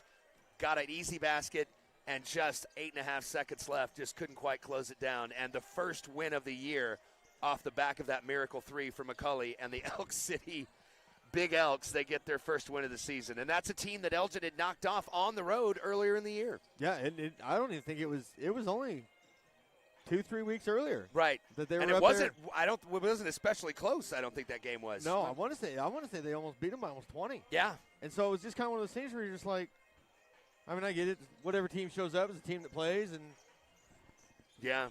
So, I mean, again, I don't know if I don't know what the mentality was of the kids necessarily coming into that game the other night. If they thought, well, hey, this is the team we've already beaten. We're at home, et cetera. Great crowd on Tuesday night as well. And, they were so ready to celebrate with the kids. And you just, as soon as he let it go, I knew it was good. I mean, just from our vantage point right up here on our perch, you could just see it. And I just had that sinking feeling it was going to go in, and it absolutely did. All net for the kid, and give him credit. They fought, and their first win of the year, they celebrated like it was their first win of the year as well. And it was, like I said, it was one of those things where it's like, you look at it and you kind of go, okay, can we build on this setup? You talk about them, having issues throughout the season with those 5-6 minutes where all of a sudden it just feels like everything kind of comes to a screeching halt. The momentum stops. The morale kind of slowly drops and slows down, and then all of a sudden it'll pick back up. But then by then, like you said, they're 12, 13 points behind, and it seems difficult for them to kind of dig in and try and get those last 12, 13 points to bring it back. And then the one time that they managed to pull it off, like you said, complete heartbreak. I know, they did. I mean, both teams at one point had a 6-point lead, right? Elk City got off to a 6-point lead. Elgin fought all the way back and cut it. Elgin led 30-24 at one point in the third quarter, or in the late second, early third quarter. And then, Elk City's able to get back in the game. So just a heartbreaking loss for the kids. You knew they wanted that one. I think they all probably thought they had it. Played great defense all the way down the court. McCulley just able to slip out and get that open shot. So, I mean, it was frustrating. I was more impressed with the officials' 40 time.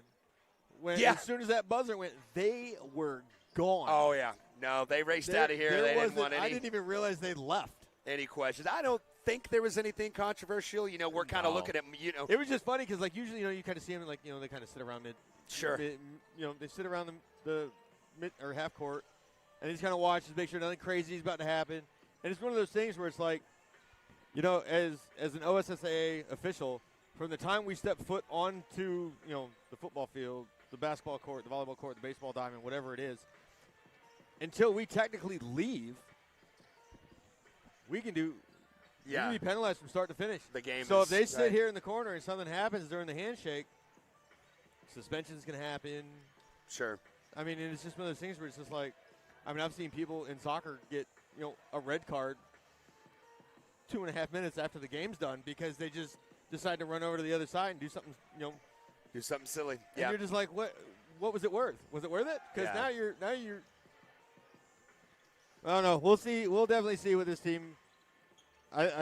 Once again, like I said, with the Lady Boomers, the size difference. You kind of look at Elgin once again. We're shorter. We're shorter and stout, and these Woodward's got some size. I mean, outside of Lucas and Dalvin, we're kind of around 6 foot. Everybody, or 6 foot or less. Yep, it's like 6 foot. And if you're looking at Woodward's squad warming up, they've got a couple guys that look like they're every bit, 6'5", 6'6". They do look like they have some size. So it's going to be a challenge tonight. Again, Woodward's 12-7, so obviously they're a good team. But it's a home game. It's the second to last home game of the year, and for these seniors, they don't have many more chances to put on this uniform and perform in front of the fans. So any opportunity they get is going to be a special one. Well, and then you've got homecoming at halftime tonight. Oh, yeah. As well. Wait, they have basketball homecoming as well? So we do. So it's a new thing? Well, ish. So they do a spring and a fall. Okay. So there's not really a formal dance or anything crazy. Oh, but all right. They will still, elect, basically it's the winter and spring sports. Okay. As opposed to, fall sports. During football season, which is the typical homecoming that everybody else has. Well, we'll look forward to that at halftime and get you some of those festivities right here as well on our coverage of Elgin basketball on the Oklahoma Sports Network. We'll take a timeout and be right back.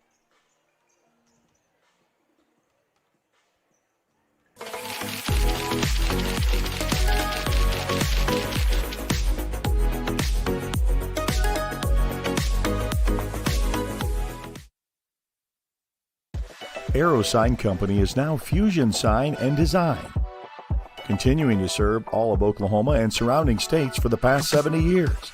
Their focus has always been driving people to your door, not just selling you a sign. From custom work and installation to excellent service, they have the knowledge and expertise to help you along the way and making your image stand out and last for years to come. The all-new Fusion Sign and Design. Phone 353-2227. For more than 70 years, we've been here for life's biggest moments. And now, we're here to provide even greater care as Comanche County Memorial Hospital and Southwestern Medical Center become the new Memorial Health System of Southwest Oklahoma. With expanded capacity, new access to specialized care, and advancements in technology and throughout our facility, we're growing with you and for you.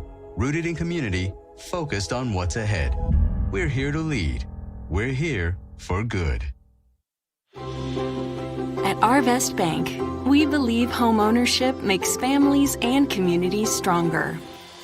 Whether it's your first home, a fixer-upper, or your forever home, we're here to help put home ownership within reach. Because everyone deserves a financial partner who cares. Arvest Bank. We believe. Rule number 6, be the truck authority. That's the Billingsley way. At Billingsley, we're proud to offer hundreds of Ford trucks for your selection. And if you know a thing or two about saving money, we bet you know Billingsley. I'm Grant Billingsley, and that's the Billingsley way. Are you looking for more than just a job? Barres Foods in Lawton offers a career with a competitive starting wage, opportunity for advancement, life and health insurance, including medical, dental, and vision, as well as 401k retirement plan. At Barres, you can be proud of a company that gives back to the community. But most of all, you can take pride from making a quality product. Barres Foods, making the best tasting hot dogs and smoked sausages, the food America likes to eat. So come be a part of a winning team and start your path to success today. Landmarks. They stand as symbols, reminding us of history and moments that shape our lives. We create our own landmarks. At Becker Raybon Funeral Home, we understand the importance of honoring these moments. Let our compassionate team help you celebrate the life and legacy of your loved one. Offering a range of services to honor the stories that matter most, we believe that every life leaves a mark that deserves to be cherished and remembered. Becker Raybon Funeral Home, honoring the landmarks of your life.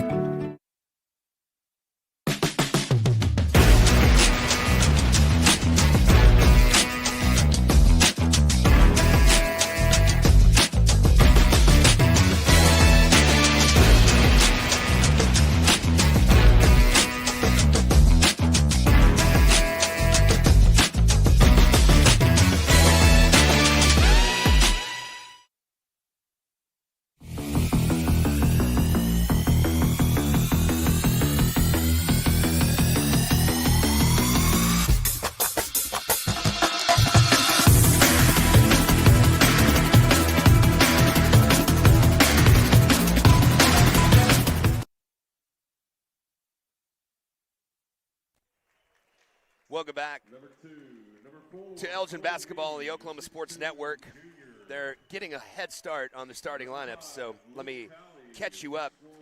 Starting for the Woodward boys, number 2 at guard, Aaron Laredo. At forward, number 4, Cole Reed. At forward, number 5, Luke Talley. And at forward, number 20, Caden Gaines. And number 24, Gage Hutchins. Head coach Kayla Gaines, head coach of the Woodward boys, and now the Elgin Owls starting lineups.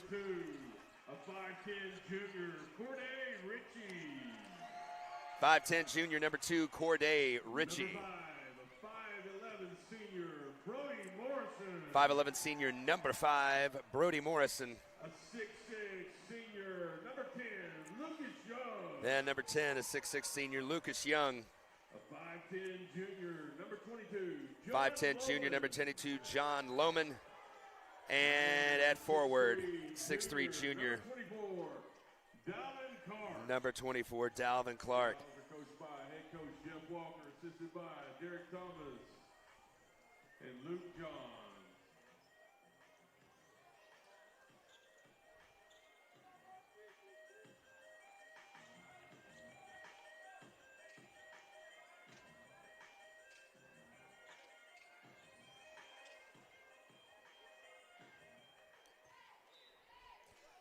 Head coach Jeff Walker and the Elgin Owls as we get tipped off.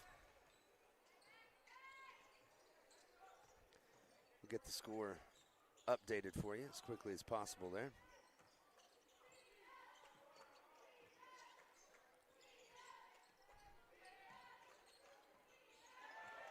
Dalvin Clark, number 24 for the Owls. Dalvin Clark gets the scoring started for Elgin.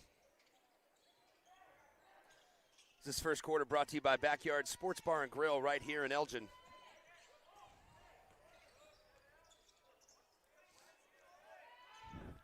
Three-pointer on the way for Woodward. That is true for number 24, Gage Hutchins. Backyard Sports Bar and Grill, they don't just serve food, they serve experiences from fresh, locally sourced ingredients to a warm, vibrant atmosphere. Every detail is crafted to make your visit unforgettable. Come for the flavors, stay for the vibe. Your new favorite spot awaits at 9201 Southwest Highway 17 right here in Elgin. The turnover for the Owls. So a three-pointer and then a steal and a two-pointer get Elgin into a three-point deficit. Checking in for the Owls, number 0, Keegan Hillary.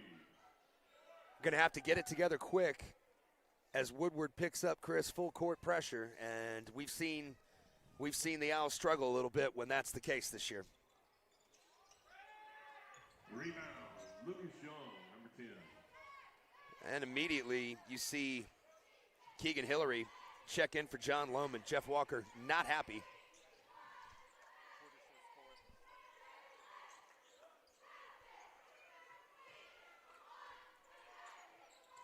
Dalvin Clark Tries to corral it.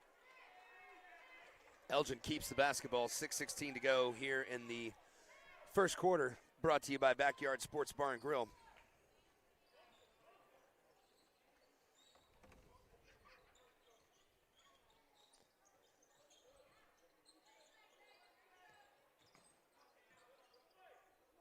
Keegan Hillary drives. Cut off, gets it out to Lucas Young. Now the ball back up to Corday Ritchie up top. Under 6 minutes to go here in the first quarter. Tipped away. Woodward knocks it out of bounds.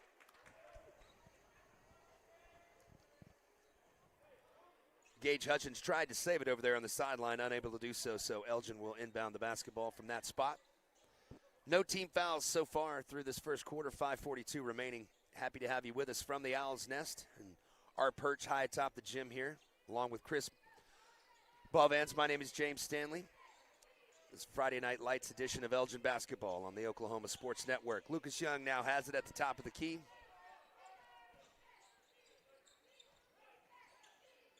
They dump it inside to Lucas Young. He's going to turn around. Shot high up off the glass. That's no good. Woodward with the rebound. Boomers take it all the way. That basket's good. Timeout on the court, Elgin. Elgin takes a timeout. We'll take it with him. This is Owls Basketball on the Oklahoma Sports Network.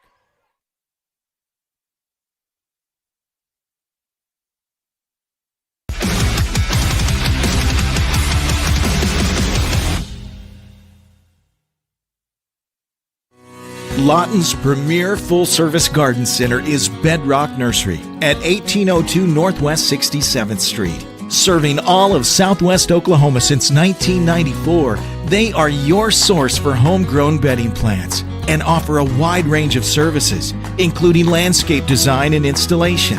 They are your full-service garden center. Bedrock Nursery, 1802 Northwest 67th Street in Lawton. Bedrock Nursery. Come see the difference. Welcome back to Owls Basketball. Action underway as I gave the points there to the wrong team. 7-2 your score. Woodward ahead. They get it to a slashing Brody Morrison. That shot is blocked. Brody Morrison draws the foul. They get a foul. So Morrison will head to the charity stripe, brought to you by Luna Ray Salon right here in Elgin. Beauty in every phase.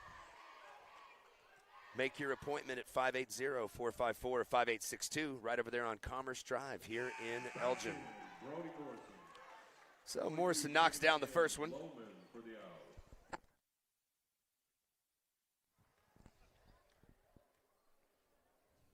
John Lohman back into the game for Elgin as Morrison knocks in the second. That cuts the lead to 3. And a turnover on Woodward. Elgin will take control of the ball again.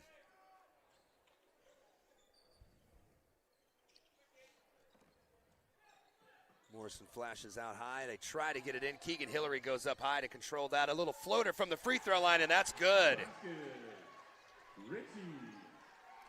Corday Ritchie, excuse me. Actually, no, I was right. See, Chris? PA announcer said it was Corday Ritchie, and I thought pretty sure that was Keegan Hillary, and he's, oh, no, I'm corrected. So, yeah. Number 10, Grayson Roach. Grayson Roach into the game for Woodward. Boomers lead by 1, 4:35 left here in your Backyard Sports Bar and Grill first quarter. 2 team fouls for the Boomers, 0 for Elgin. Trying to get it across the timeline. And John Lohman does, not by a whole lot. Brody Morrison controls it up top for Elgin. Fakes the 3, get it to Dalvin Clark, on the wing.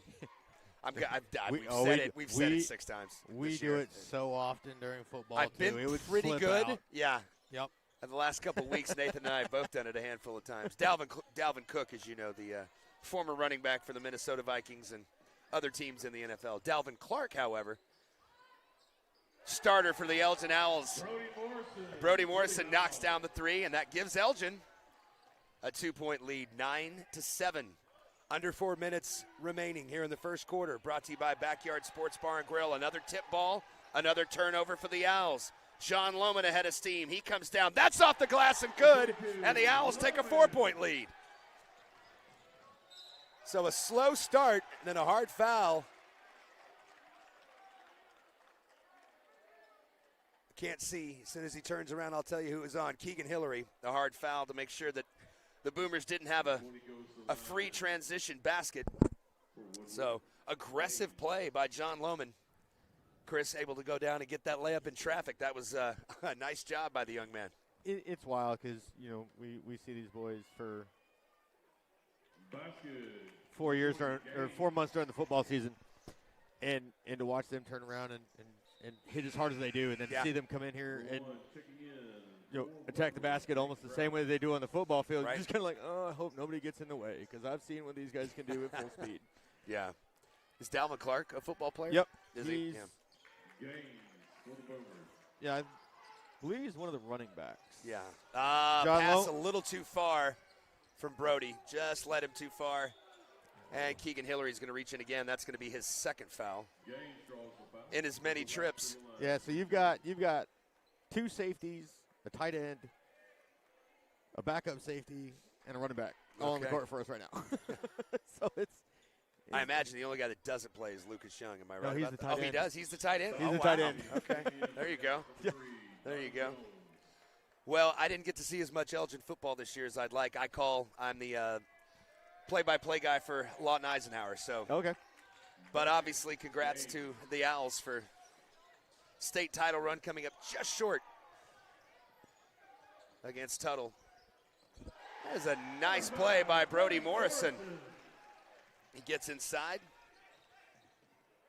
gets the layup to go. 13-11, Elgin takes the lead back. Rebound, and now they've got it back out. Dalvin Clark down the middle, corrals that one. He's going to go up. What a move by Dalvin Clark. A little clutch and a pump fake, lays it up off the glass and in. And Elgin back up by 4. Under 3 to go here in the Backyard Sports Bar and Grill first quarter. 3-pointer on the way. No good. And they're going to get a foul. Dalvin Clark on the closeout gets a little bit too much contact. And that's going to send Woodward to the line to shoot 3. Man, what a hard luck play there. You just took a 4-point lead, Chris. You got a chance for the rebound, a chance to get out in transition again, push it to 6. I guess they got it on the floor because no one's going to the line. So it looked like it was more like a contact foul down underneath the basket from Lucas Young. I was hoping they didn't get Dalvin for that kid for 3. No, it was a down low foul off the ball. Caden Gaines knocks the shot in. That's the son of the head coach, Kayla Gaines. 2-point lead. That's another drive for the Owls. John Lohman aggressively attacking the basket tonight for Elgin. Good to see. Andre Scott, number 11, into the game for Elgin. Donnie Jones also into the game. Now Morrison going to take his time, bringing it across the line. Elgin up to 17 now, 4-point lead. Oh, there. Andre Scott kicks it to Lohman. He's going to fire from the baseline. That's good, Lohman. Somebody get a heat check on John Lohman. He's having himself a game. Brody Morrison with a steal. Morrison's going to pull up. No, he's going to fake it. Lohman again. Oh, that one's short. Crowd would have lost their mind. Andre Scott with the rebound. Knocked away at the last minute. That's Grayson Roach who knocked it away for Woodward. That's another one of the weird things about these Owls is you look at some of these Morrison, players. He's going to get after it. That's blocked, but out of bounds. Elgin keeps it. Go ahead, Chris. Finish your point. That's one of the weird things about you look at some of these Elgin Owls is like take Brody Morrison for example. The kid has phenomenal aerial attack, whether it be on the court, whether it be he can get up. Yeah, he's got some ups. There is no doubt about it. And it is so weird to watch it because he's like 5'9", and he's going up, and yeah, he's close to being able to dunk. There's no question. Like I said, it's just one of those things. Like you kind of look at a lot of these boys, and me having been a substitute teacher here at Elgin for almost a year and a half, I've got to meet a lot of these boys off and away from their sports, in the halls and stuff like that. And so it's really weird and really unique at the same time to kind of sit there and be able to have these conversations with these boys outside of their sports where they're just kind of one of the guys. And then you turn around and you come back down here and you see them play and you're just kind of like, this is the same kid that was just like having a normal conversation. And now he's sitting here just hucking and bucking down, up and down the court for. Yeah. I mean, we're sitting here. I'm waiting on the timeout clock to end. No, minute 15 left. Yeah, okay. We're 20-13. I mean, up 7 on a team that's 12-7 on the year, and look. Let's be honest. It's not fluky. No. I mean, they're running the offense. They're playing great defense. They're sticking their hands into passing lanes and causing turnovers, and they got a long way to go. There's another takeaway by Brody. Speaking of. He gets it to Andre Scott right down the lane. That shot's blocked by Caden Gaines, and they're going to get a foul. Andre Scott to the Luna Ray Salon charity stripe. Up 7, looking to try and increase that lead. Minute 5 to go. Very easy for me to say. Here in the Backyard Sports Bar and Grill, first quarter. You got a lot of their football teammates sitting down here. Yeah, down in the corner, and when Lohman hit that three, he losing it. He gestured to him for sure. So for those of you watching at home, he is not showing that 3 sign to the opponents. He has about 2/3 of his entire team down low. Oh, I don't like to insult officials on our broadcast. That's a terrible call. There was zero contact whatsoever. He had his hand on the ball. Caden Gaines, great play by the young man. Goes ahead and knocks it in. There was absolutely no contact with the body on that at all. But nonetheless, three-point play the old school way from Caden Gaines. And Woodward cuts that lead back down to 5 as John Lohman's going to bring it across the mid-stripe for the Owls. Under a minute to go here in the Backyard Sports Bar and Grill, first quarter. Lohman's got it. Going to leave it for Morrison, who brings it back up top. Shake and bake looking. Decides to hand it off to Dalvin Clark. We'll see what Clark can do. Clark's going to drive the paint. Puts one up off the glass. A little bit wild. No good. Woodward with the rebound. Caden Gaines has it. Kicks it over to. That's Jesse Treese now in the game for Woodward. Andre Scott corrals the loose ball. Lohman's got 14 seconds. Eyes the play clock. Spins out up top. All the action happening near midcourt. They've got to get it a little bit closer to the goal, guys. Morrison's going to pull up for 3 to end the quarter, and he drills it! Brody Morrison gives the Owls an 8-point lead heading into the second quarter. What a shot. What a tremendous turnaround in the second half of that first quarter. Chris and I will talk about that here in just a second when we come back. This is Owls basketball on the Oklahoma Sports Network.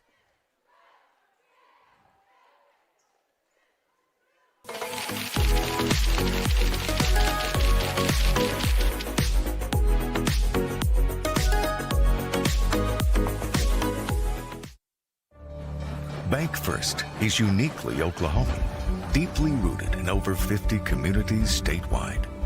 From those roots, our investment in education springs forth, helping to raise the Oklahoma leaders of tomorrow while providing financial strength to the business leaders of today. That's the kind of loyalty that helps entire communities thrive. Bank First. Loyal to Oklahoma. Loyal to you.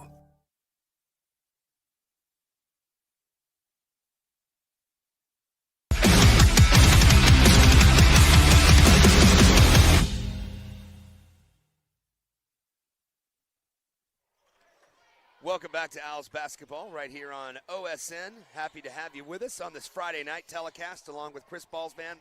My name is James Stanley. Lucas Young fights for the rebound. Woodward's going to corral it. Caden Gaines fakes the 3.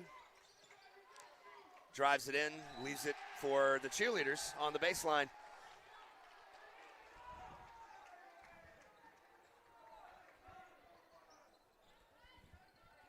A turnover for Woodward.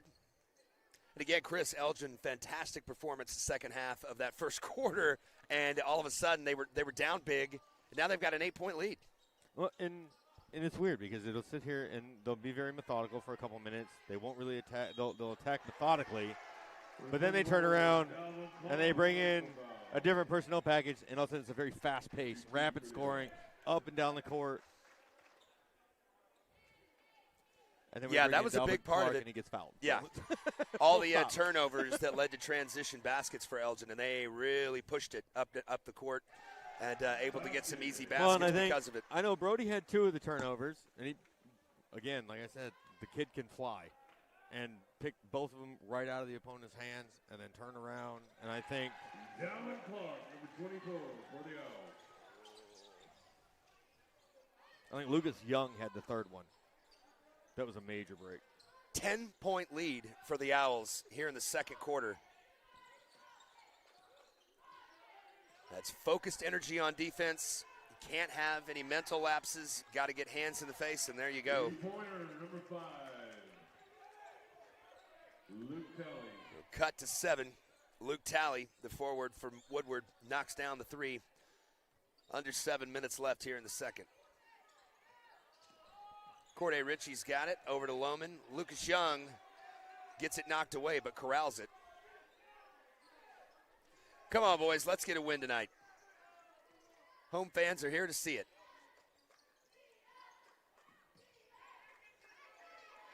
Dalvin Clark inside, off the glass, up and good. Great pass by John Lohman. And Dalvin Clark's having himself a night as well on offense for the Owls. Dalvin Clark sitting with 8 points. Brody Morrison sitting with 10. And then 3-point basket off. Dalvin Clark tips it out. Woodward's able to chase it down.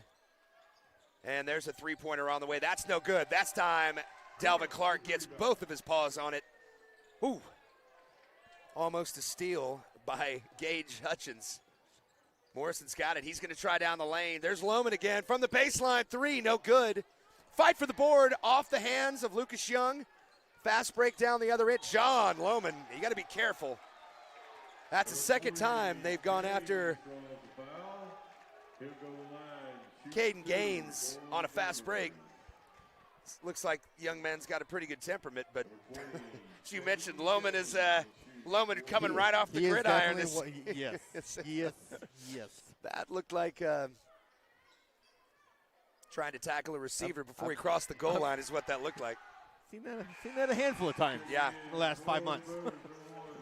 So Caden Gaines unable to knock the first one down. A little bit long off the back iron. 1 team foul apiece. You've got 1 on Elgin, 1 on Woodward. And number 20 puts the second one up, and that one is good. 5:48 to go here in the second quarter.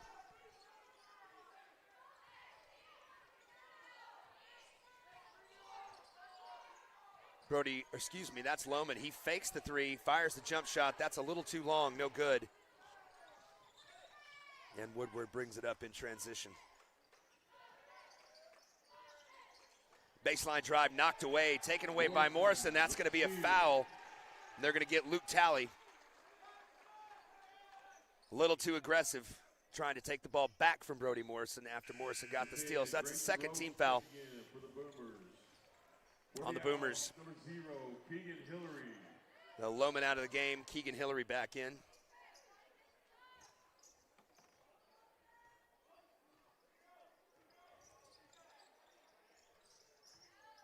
Corday Ritchie's got it out on the wing. Attempted steal. Woodward going to try and ramp up the pressure, but as we've seen before, Corday Ritchie, who I call the contortionist, able to get down the lane and score and scoop from every single angle, gets it to go again.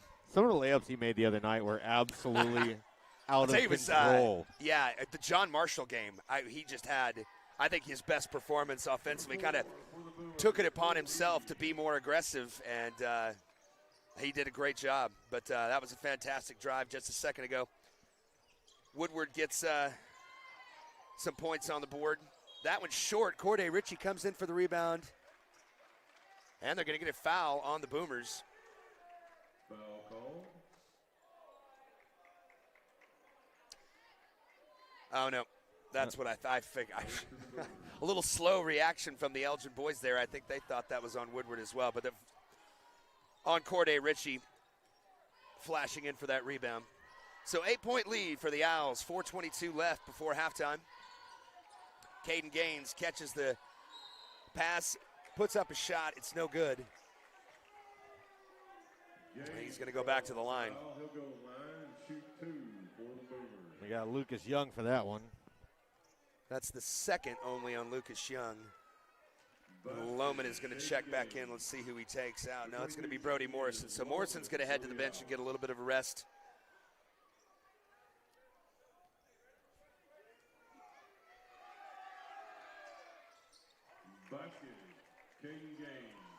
Both free throws good by Caden Gaines. Lead cut to 6 for Elgin. So if you're the Owls, Chris, you want to make sure you run your set. You want to make sure you get a good shot. Be smart. Well, and it looks like Woodward kind of made a slight adjustment. It kind of was like, okay, we can't really let them get inside the final third over here. We really got to keep them outside. And so the Owls turned around and said, okay, fine, well, then we'll just attack you down low. Corday Ritchie fires from deep. That's no good. Lucas Young can't quite get the rebound, and Woodward controls.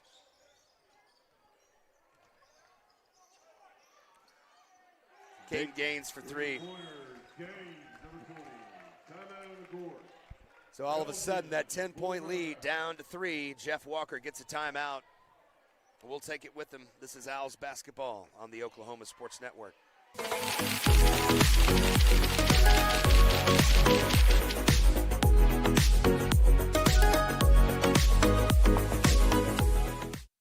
At Liberty National Bank, we know success takes teamwork. We take pride in our roots and in supporting the communities we serve. Our personalized approach means we focus on your financial goals every step of the way, because when our customers succeed, our whole community wins. Liberty National Bank, with you all the way.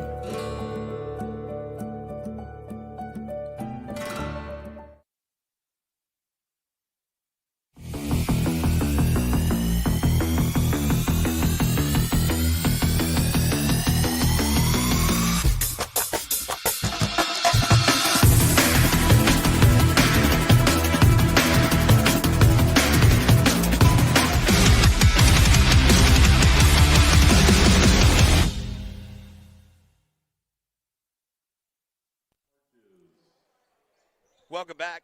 It's Owls basketball on the Oklahoma Sports Network. Wrong with Chris Ballvans. My name is James Stanley. Happy to have you along with us. Great game so far. 3-point lead for Elgin. 3.5 minutes left here in the second quarter. Elgin trying to hang on to the lead. Woodward's on a 7-0 run since the Owls led 30-20. Lohman tries to drive left. He gets all the way in before he stops, kicks it back out. Caden Boletto into the game for Elgin. Dalvin Clark with the spin move. He loses it. Woodward's got it. Gets away with a travel. That shot's up and good by Caden Gaines. And he's got a chance to go to the line. They're going to get that foul. That's going to be the third on Lucas Young. Caden Gaines at the line. Checking in, number 5, Brody Morrison.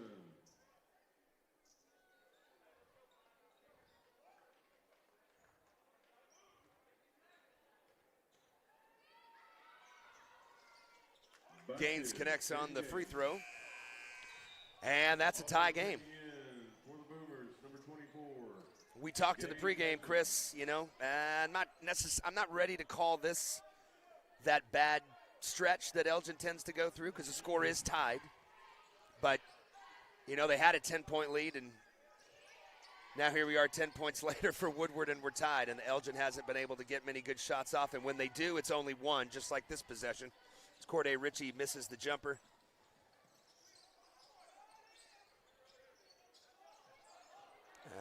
It's going to hit the backcourt. Taken away by Ritchie. Tries to get inside, so there you go. Not a good pass by Woodward. Corday gets it back, takes advantage, and he'll head to the line. There's that contortionist factor Yeah, again absolutely. that you see. Like, he's just able to squeeze through lanes, and, he'll move sides, switch sides, up with one hand, and then switch to the other. I've just been real impressed watching him kind of do his thing this year. Number 3, Donnie Jones checking in for the Owls. So we actually have surround sound from the football team. There's half on the other side, as well as the other half is over here. So it's like surround sound hype man. Yeah, that's nothing wrong with having some of absolutely not. Having some of the No.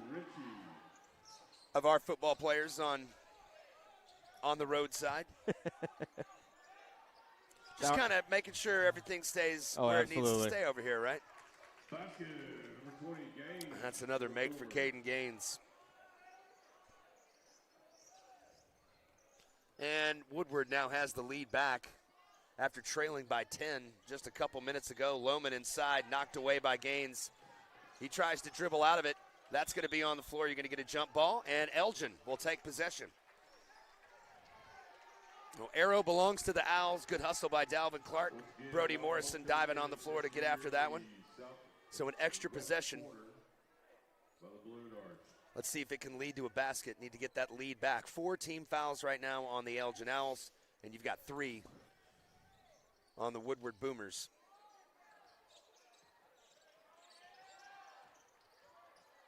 Donnie Jones gets out of trouble. Gets going on the drive. There's Corday Ritchie in the corner. He fakes, baseline drive, and he's going to head back to the free throw line. So again, Corday Ritchie taking it upon himself to make something happen on offense, and he's done just that with a chance to give Elgin back the lead if he can sink both these.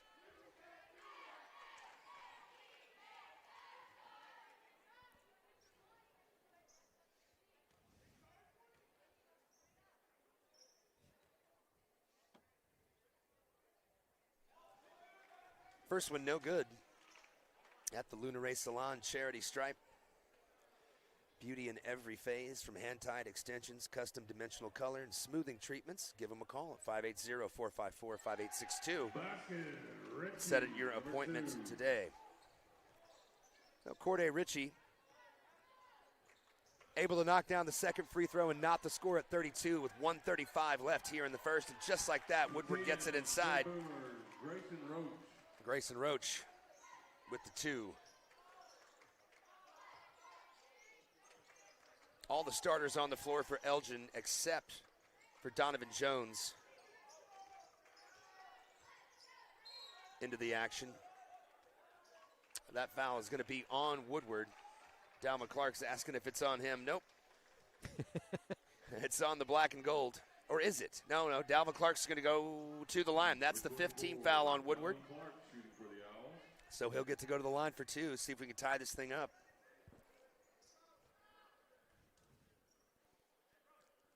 First free throw's good.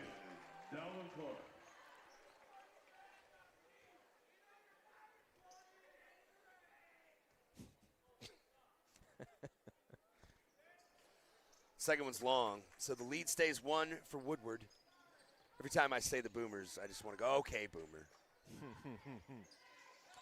I hear that from my kids a lot. I still haven't figured out. Everyone that's older than them is a Boomer, they've decided, I think.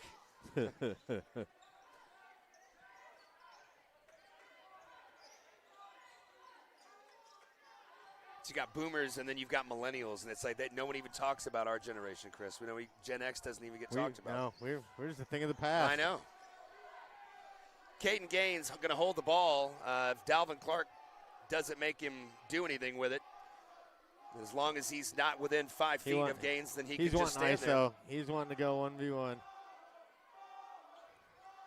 Well, if you're going to if you're going to pick a guy to try to go one-on-one with on Elgin's team, I'm not positive Dalvin Clark should be your Huckleberry, but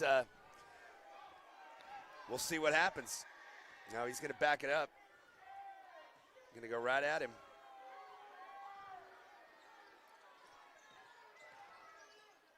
He's going to fire it over. That shot's off. So after all that drama, so Elgin gets the rebound, and then they get it taken right away from him.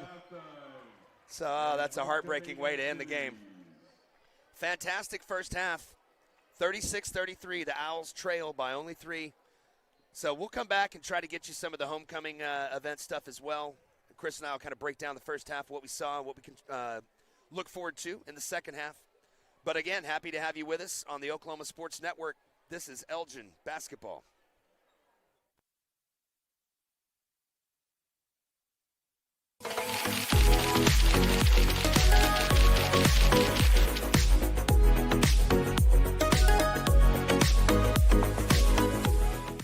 Hi, I'm Dr. Todd Bridges, and after 30 years of practicing dentistry in Lawton, Fort Sill, Southwest Oklahoma, I need some help. Please welcome our new associate dentist, Dr. Chandler Harbin. Dr. Harbin brings a gentle touch to our ever-expanding dental practice in order to make your visit one that exceeds your expectations. Even more things to smile about is our partnership with 3 major dental insurance companies, United Concordia, Delta Dental Premier, and Health Choice. Come schedule an appointment with Dr. Harbin or myself by calling 580-248-6700. College is more than just going to class. College is a journey. It's meeting new people and making new friendships that will last a lifetime. It's learning from professors who care about you and your success. And finding out it can be really fun and rewarding. It's discovering that thing you want to do for the rest of your life. Cameron University is all about helping you grow and succeed, because your success is our success.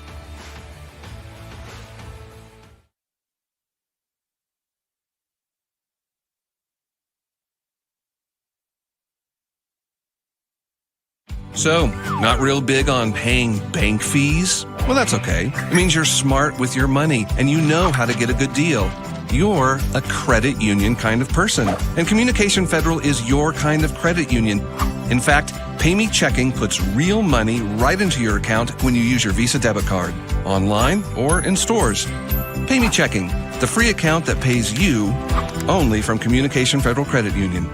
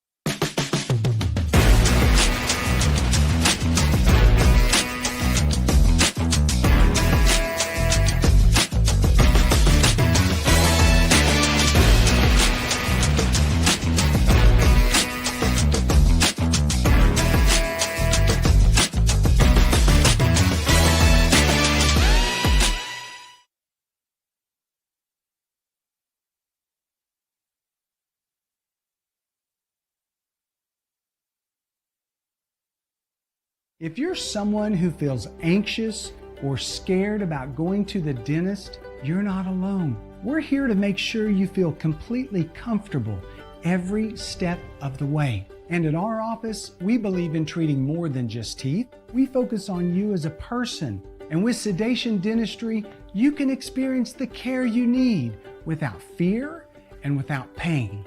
And with Sedation Dentistry, we can make your dreams come true.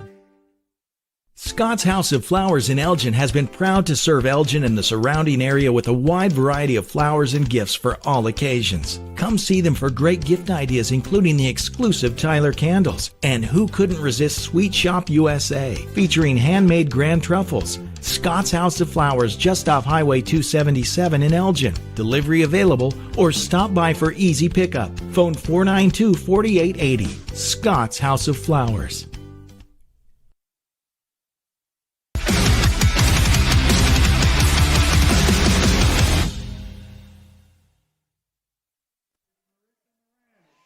Welcome back to Elgin basketball on the Oklahoma Sports Network. As you see, Marissa Mraz, who you watched in the Elgin girls game earlier, being escorted by Lucas Young, currently in the middle of facing Woodward, Chris. So get to check out some of the homecoming activities, and we'll let you listen with the volume up, and we'll be back in just a couple minutes.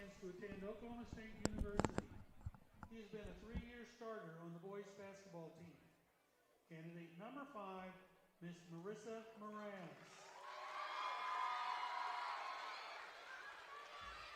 Miss Riley Teague and Adam Wyatt would be representing the Owlettes as candidate number 6. Riley is the daughter of Justin and Sarah Teague. Adam is the son of Angela and Matt Wyatt. Riley has been an Owlette captain for the last year. She plans to attend the University of Central Oklahoma to study mass communications and work in sports media. Adam is a 3-time state game day champion with the Owlettes. He plans to attend OSU. Riley and Adam are traveling with the Owlettes to Florida for a national competition. Candidate number 7 is Miss Soraya Del Cello. The daughter of Tiffany McIntosh, Soraya represents slow pitch softball. She is escorted by C.J. Devine, the son of Desiree and Chris Devine. Soraya will be attending Oklahoma State University to become a radiologist. CJ is a state runner-up and a state champion in football and plans to play football in college. Candidate number 7, Miss Soraya Del Cello. Representing soccer is candidate number 8, Miss Selena Sam, the daughter of Will and Ann Pan. Ellis Cedeno Alvarado, the son of Ellis Cedeno and Sheila Alvarado, is Selena's escort. Selena plans to be a ballerina in the future. She wants to thank her family and friends for always encouraging her to become better. Ellis wants to thank his family and friends and his coaches who helped him get to where he is today. Candidate number 8, Miss Selena Sam. Candidate number 9 is Miss Era Keybone, the daughter of Rachel Keybone. Era represents tennis. Her escort is Freddie Nina, whose guardians are William and Ann Penn. Era wants to thank God and her family for the support they give her. She plans to attend UCO to major in kinesiology to be a chiropractor. Freddie wants to be a radiologist. Jesus Christ, his Lord and Savior, and his family are important to him. Candidate number 9, Miss Era Keybone. Candidate number 10, representing track, is Miss Emma McKillop, the daughter of Mattia Lear and Danny McKillop, and the stepdaughter of Plume McKillop and Jason Lear. Dylan Johnson, the son of Daryl Johnson and Desiree Gaskin, is Emma's escort.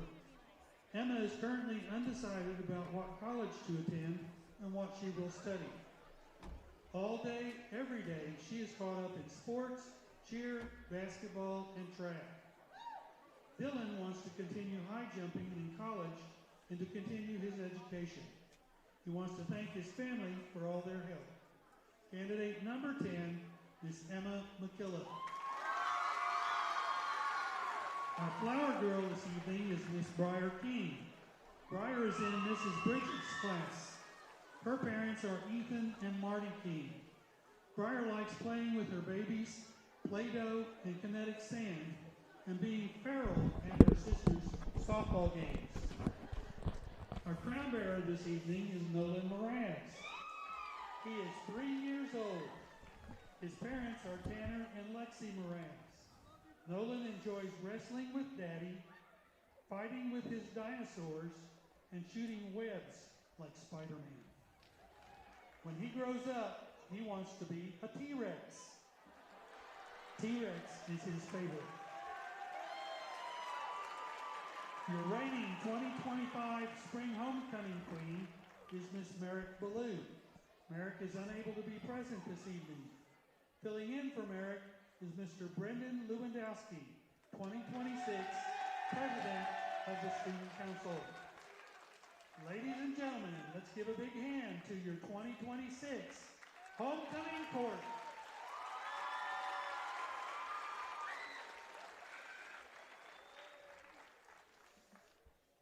And now the moment we've all been waiting for.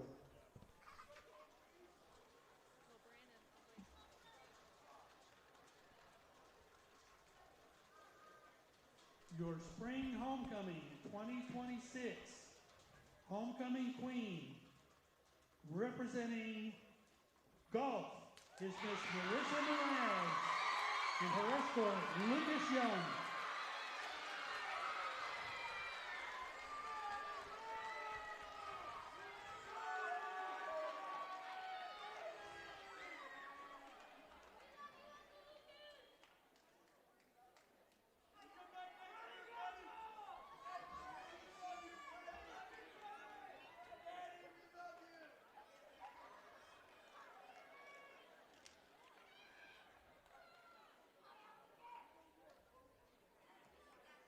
Ladies and gentlemen, your 2026 Spring Homecoming Queen, Miss Marissa Morales.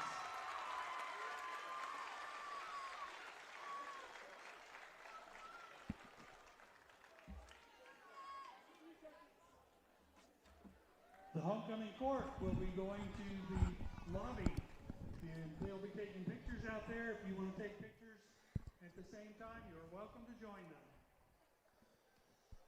So, Marissa Mraz, your spring homecoming queen. Lucas Young, her escort, the homecoming king.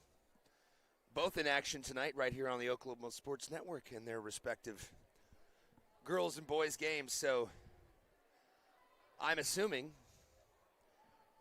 Lucas is going to be headed back to the locker room pretty quick to kind of catch whatever message Jeff Walker's got. We've only got about 5 minutes left until we get things going here in the third quarter.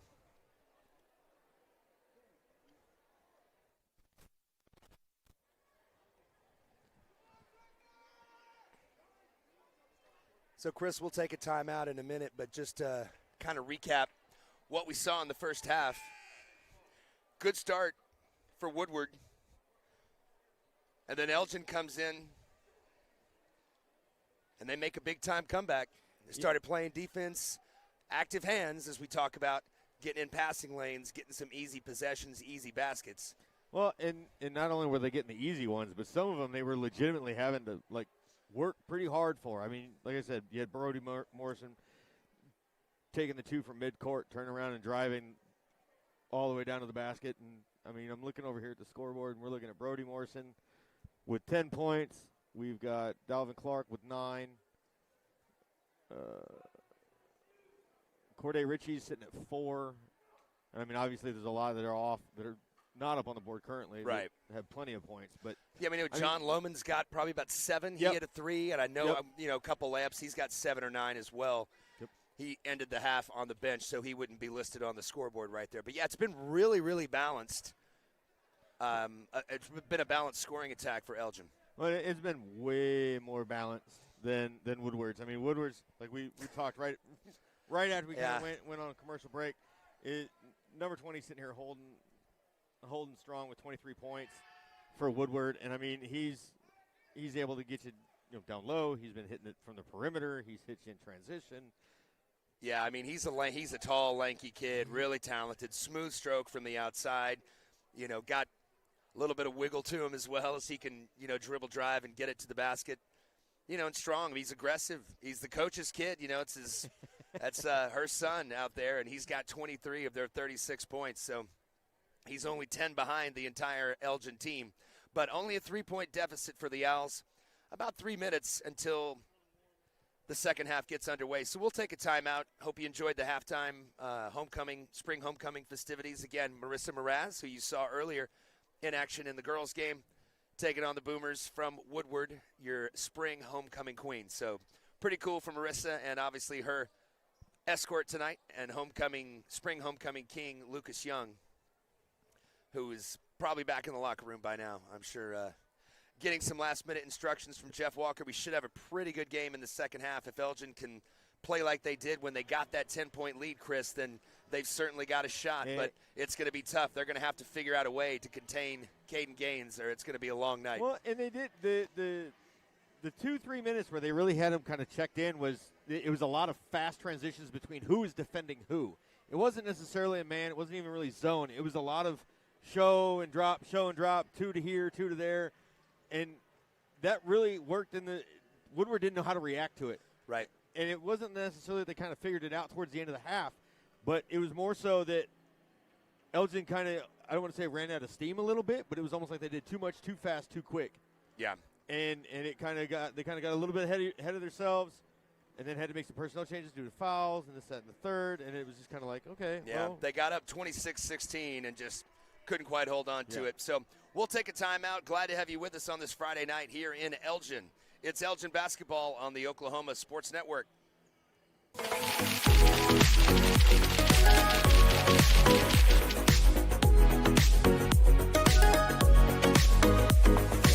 Scott's House of Flowers in Elgin has been proud to serve Elgin and the surrounding area with a wide variety of flowers and gifts for all occasions. Come see them for great gift ideas, including the exclusive Tyler candles. And who couldn't resist Sweet Shop USA, featuring handmade grand truffles. Scott's House of Flowers, just off Highway 277 in Elgin. Delivery available, or stop by for easy pickup. Phone 492-4880. Scott's House of Flowers.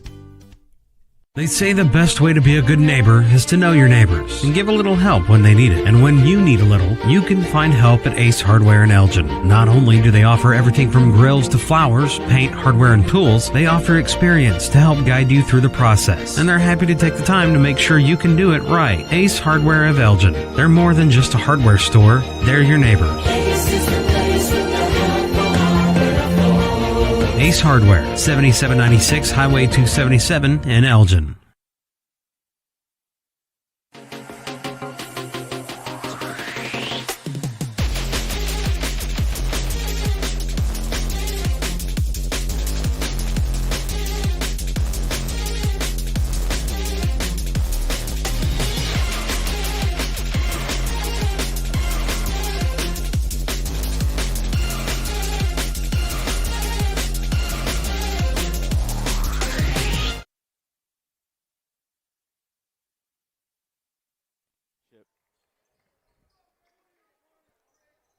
Welcome back to Elgin, Oklahoma. This is Elgin basketball on the Oklahoma Sports Network, along with Chris Ballvance. My name is James Stanley, and we are underway here in the third quarter.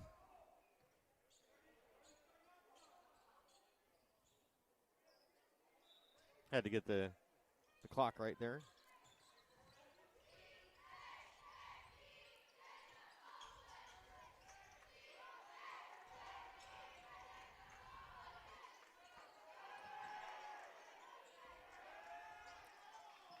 Brody Morrison comes away with the rebound. Woodward comes up empty on their first possession. Good start for Elgin defensively.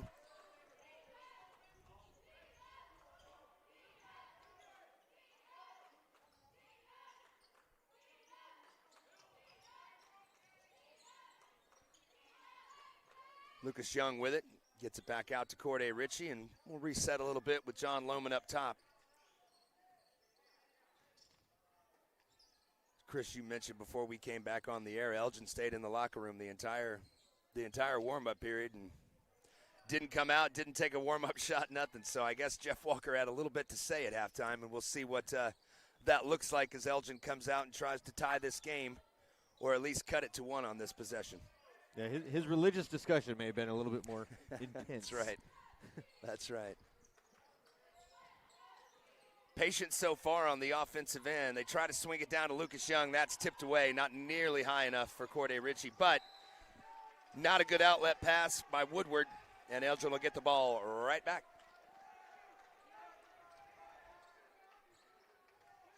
I like the aggressiveness, Chris, that we saw from Elgin in the first half. You know, that first quarter especially, right when they went on that run to get that 10-point lead, loaming up and down, just aggressively fire into the rim and get into the basket, and that was good looking as we see. There's Brody Morrison, our man, Brody Morrison.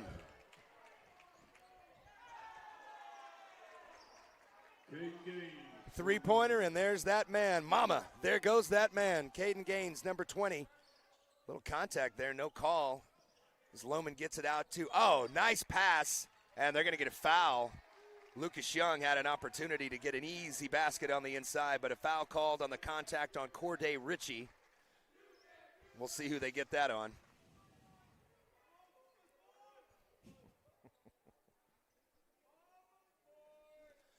of a 2-point lead again for the Boomers. Okay, Boomer. As Lohman inbounds, gets it right back from Corday Ritchie. He'll take it up top, and they'll set up from there. Dalvin Cook's in the middle. They like to get it into him so he can flash and just take it right down in the paint. He's going to drive, cut it out. Corday Ritchie fires the three. That's off, no good. Rebound by Cole Reed. There's a three from the baseline. That's Gage Hutchins. And so all of a sudden that lead up to 5 for Woodward. Morrison's got a three this half, but that was answered right there by Gage Hutchins. Morrison's going to fire it again. That one's a little too long. Dalvin Clark with the rebound. Spin move. Tries to get it up and good. Lucas Young fights for it. Knocked away from him. He corrals it. Back to Lohman. He's going to fire the three. That's good. That's good.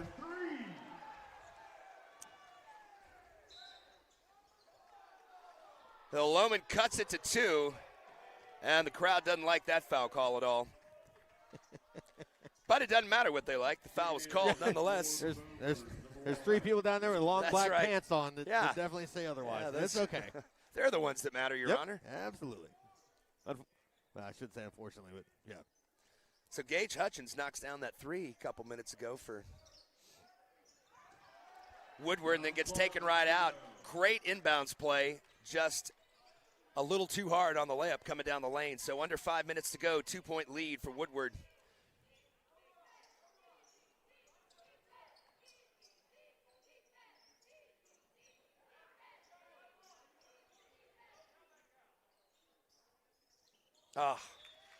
Lohman thought Corday Ritchie was a little bit deeper towards the baseline and threw it over his head and out of bounds. Those are the kind of things you can't have happen when you're looking to make a comeback and stay in a game.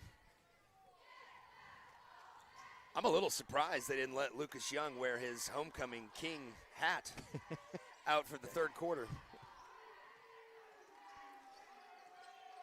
Caden Gaines has it up top. Now it's kicked over to the baseline. That's Aaron Laredo. Off the rim, no good. And they're going to get a foul. Too much contact on Caden Gaines. Or against Caden Gaines by Elgin. That's going to be on Corday Ritchie, his second. Ball out to Caden Gaines, knocked away by Brody Morrison out of bounds. So they'll try again from the sideline.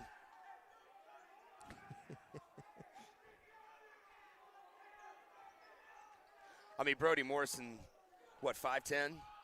I mean, Caden Gaines is a head and a half taller than him. I mean, 5'10's not short. Caden Gaines, a tall young man. He's going to pump fake, fires baseline into Laredo. Gaines gets it again, lays it up and in. Number 20 with the basket, Caden Gaines.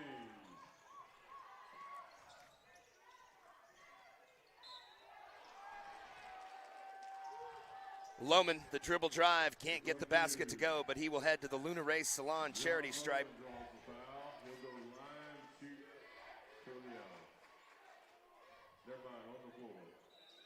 Nope, on the floor. Number 24 checking in for Woodward, Gage Hutchins. Lohman was at the line, ready to shoot it, like, he thought, hey, what? I figured I'd what? have another 10 seconds. Huh? Yeah, exactly.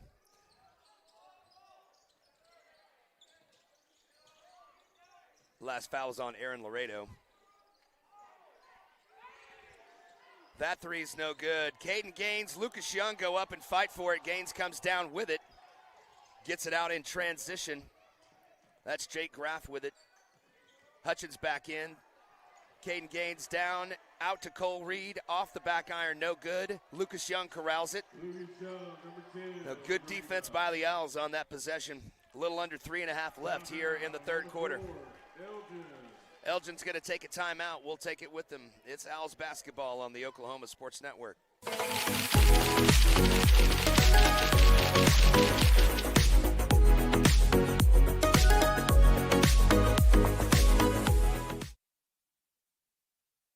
Home Tech Solutions is your dependable contractor for heating, AC, and electrical services for your home or business. They're the ones to rely on with over 30 years experience, and they are 100% locally owned and operated. They see to it to take care of your comfort, offering everything from insulation to maintenance and servicing all brands in the greater Southwest Oklahoma area. Make sure you see them first for all your HVAC and electrical needs. Give them a call today, 580-919-0328. That's 580-919-0328.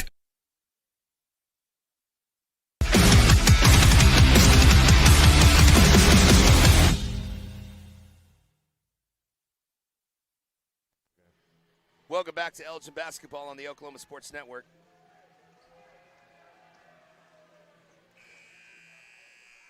(43-39). We were just talking about cheerleading size. It seems like every team that brings, Chris was mentioning, seems like every team that brings their squad, they only bring 6 girls. They obviously have more than that, right? Yeah. You'd think.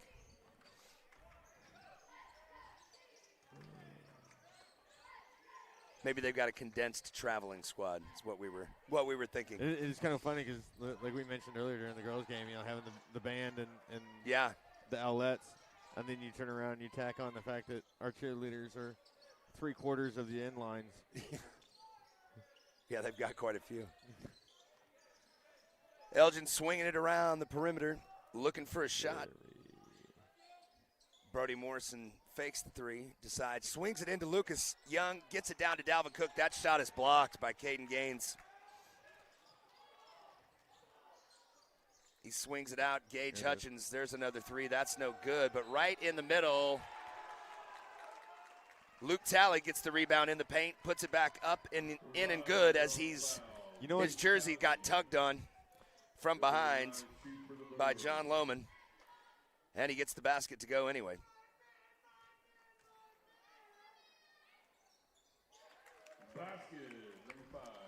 So lead up to 7, 2.5 left here in the third quarter, 46-39. You don't want to let it get out of hand if you're Elgin. You need to get in there. Ran a good play last time. Just Dalvin Clark got blocked.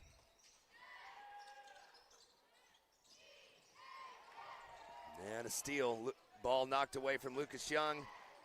That taken back away by Brody Morrison. He's got Dalvin Cook up ahead. Nice up and in move. The shot won't go. Rebound by Elgin. We're going to get a foul. So I cannot believe Dalvin Clark. I mean, that ball did everything but go through the rim. It hit every single part of it, except the middle, apparently.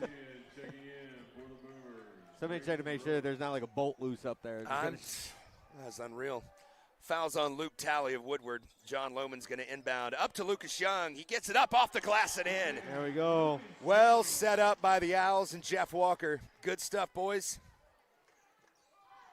And Elgin gets themselves into the 40s. 46-41. Scoreboard here in the arena has yet to give them that basket, but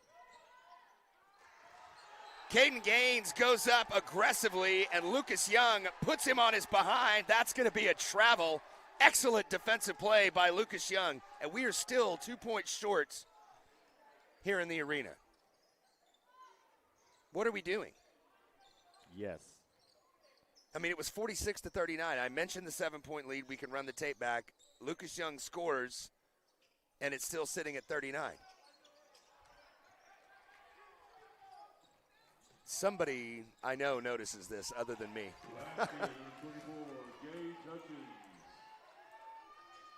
Gage Hutchins with the basket for Woodward. I don't know, maybe a 2-point basket could be pretty important later on tonight. Corday Ritchie unable to get the little floater in the lane to go. Cole Reed with the rebound for Woodward. 47 seconds remain here in this third quarter. Gaines has it. Back to Jake Graff up top.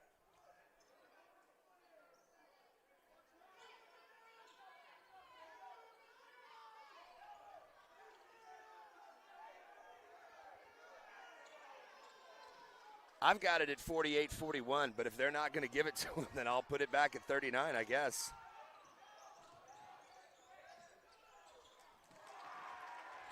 Shot blocked. Contact on Corday Ritchie, no call. He drives down the lane, he absorbs contact. Corday Ritchie draws the foul.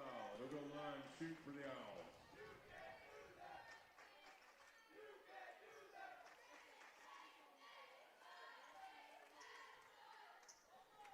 At the Luna Ray Salon charity stripe with 9.9 seconds to go, Corday Ritchie's got 2 to try and actually give them 41, which should be 43 if he makes both. First one is up and good. Number 2, Ritchie. Checking in, Hillary, number 03, Jones, and Scott, number 11. Okay. Look, I'm not trying to make a big deal out of this, but there's 40-41. There we go. Thank you. I was right. Thank you very much. I wonder if there was like a lag. Thank you very much. I don't know. They've had issues with one of the connections down there before. Could have. During Yeah, one it of the could middle be. school games. Corday Ritchie can't get the second one to go. And Woodward able to drive down to lay it in. So it was only a 6-point game. Now we're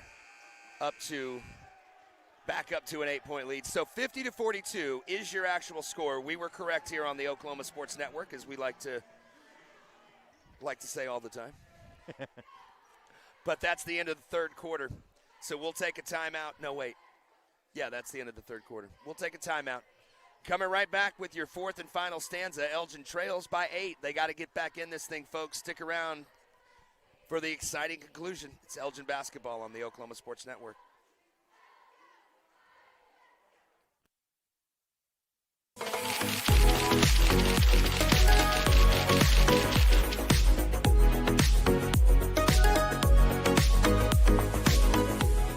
Lawton Fort Sill Regional Airport, just 1 mile to anywhere, offering non-stop service to Dallas-Fort Worth. Fast, friendly, and convenient without all the hassles. Easy parking, and with close proximity to your arrivals and departures, all in their newly renovated terminal. Here to there in just 1 mile. To book your mile to anywhere destination from LAW, log on to AA.com or call 800-433-7300. Welcome back. Elgin basketball on the Oklahoma Sports Network. Happy to have you with us. Elgin trails by 8 heading into the fourth quarter. Fourth quarter tonight in the Elgin boys game, brought to you by B2E Training.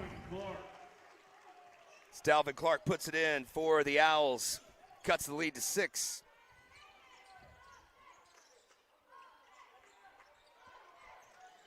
B2E Training, providing basketball training and skill camps for those ages 6 and up. Born to elevate while teaching young athletes the importance of elevating themselves on and off the court.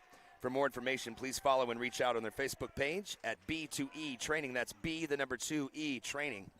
And we thank them for sponsoring our fourth quarter in the boys game tonight. 6-point deficit for the Owls.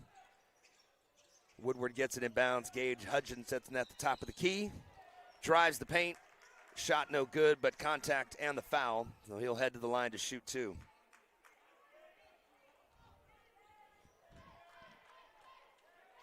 Also want to thank the Elgin Tip-In Club, and we thank them for their support and sponsorship of Elgin basketball, helping bring Elgin basketball to the Oklahoma Sports Network this season. We're so excited for their passion for basketball. And they're instrumental in helping get Elgin's home games on the Oklahoma Sports Network this year, and we've had a blast doing them. Absolutely. A lot of fun to watch.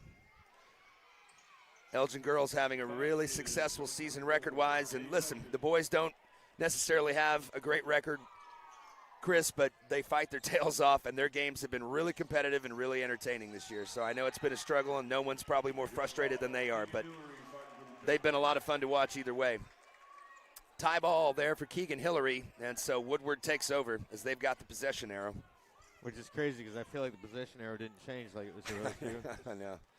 Well, listen, hey, we had the scoreboard malfunction for the home team a couple minutes ago. They've got it back on track now, but who knows what's going on with the possession arrow. They're going to get Dalvin Clark, with another foul. That's his second.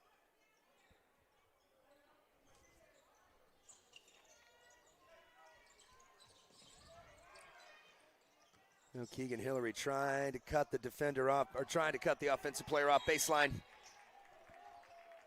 That was Cole Reed that drove baseline. And that'll be a jump ball. This one goes to the Owls. Yeah, Donnie Jones got in there and made sure that it wasn't going to go back out towards the basket on the rebound. Yep, good hustle by the senior. Number 3. But Keegan Hillary brings it across the line. Looking for Brody Morrison. Almost a steal by Gage Hutchins. Donnie Jones has it, and then Gage Hutchins comes back into the play and knocks it out of bounds. So good hustle from that young man. Up by 8 are his Woodward Boomers. Into Andre Scott. Slide it in. He had Morrison, couldn't connect with him. Cross-court pass back to Keegan Hillary. Hillary's going to drive down the lane, but contact before he could do that. So 3 team fouls so far in Elgin. That's just the first on Woodward here. This B2E training fourth quarter. Checking in for the Boomers, number 5, Luke Talley. Timeout on the court, Elgin. They're going to stretch it to a full timeout, so we will stretch our legs with them, and we'll come back with a final 6:45 left here in the fourth quarter. This is Elgin basketball on the Oklahoma Sports Network.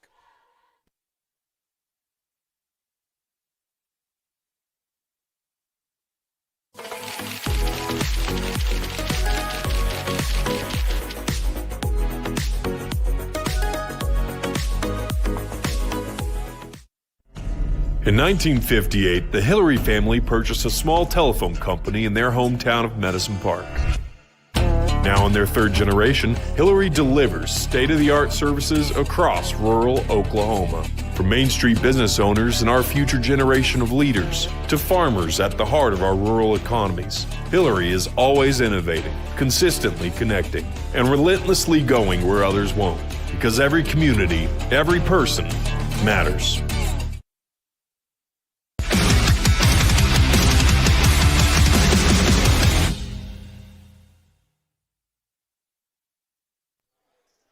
And here we are back at the Elgin Owl's Nest. 6:45 left in the fourth quarter. Elgin trails by 8. It's been a great game, back and forth. Both teams have had the lead tonight. Oh, pass from John Lohman to Lucas Young, just a bit high for the 6'7" senior. Couldn't quite corral it.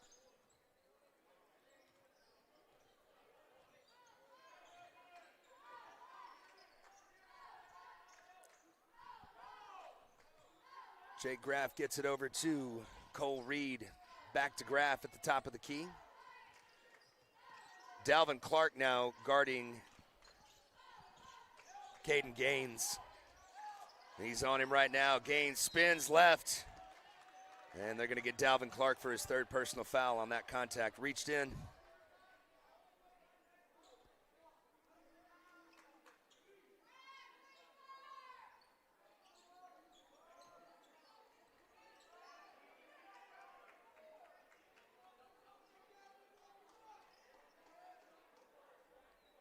Gaines will inbound the ball.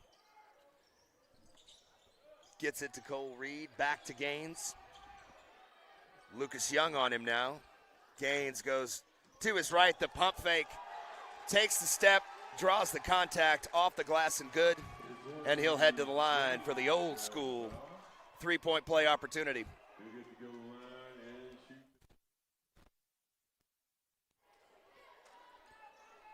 Actually, they got that foul on the floor, but that's Elgin's 15th foul.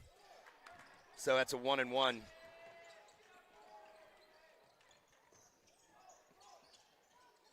Reed up, no good. That rebound is finally corralled by the Owls. Pressure in the backcourt by Woodward. So the score remains 52-44. Elgin fortunate to get out of there in that situation with no increase to the lead. Dalvin Clark's now got it on the left side. He gives it back to Brody Morrison. Fires the three. That's no good. Caden Gaines with the rebound. Actually, they did count. Now, see, I need to just tell. Uh-oh.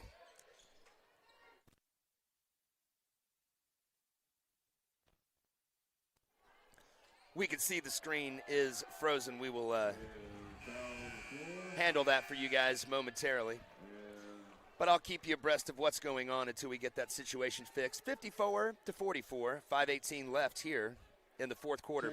5 team fouls on Elgin, only 1 on Woodward.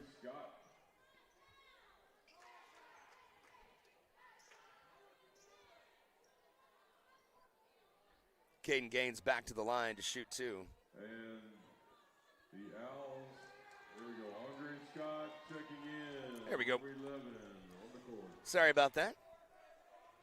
5:18 left. Number 20, Gaines. He's our engineer, cameraman, and color analyst extraordinaire, Chris Val Vance, comes in and saves the day, as it were.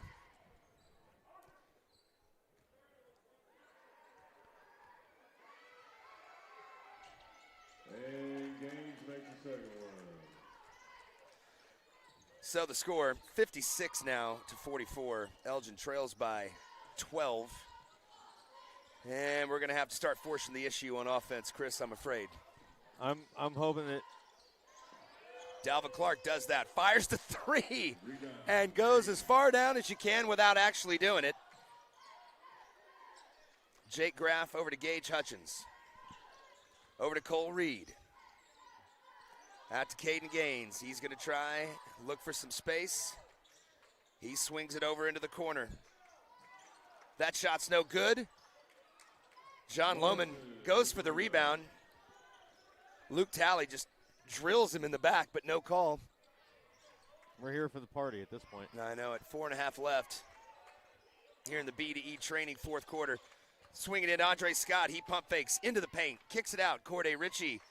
Lohman slashes. Corday Ritchie doesn't give it to him. Out to Brody Morrison.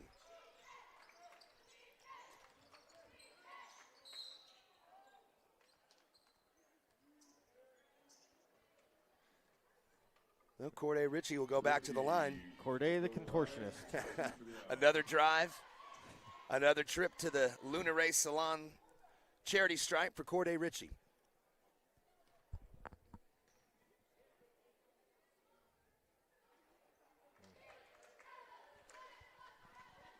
He struggled from the line tonight. That's third or fourth that he's missed. All of them important.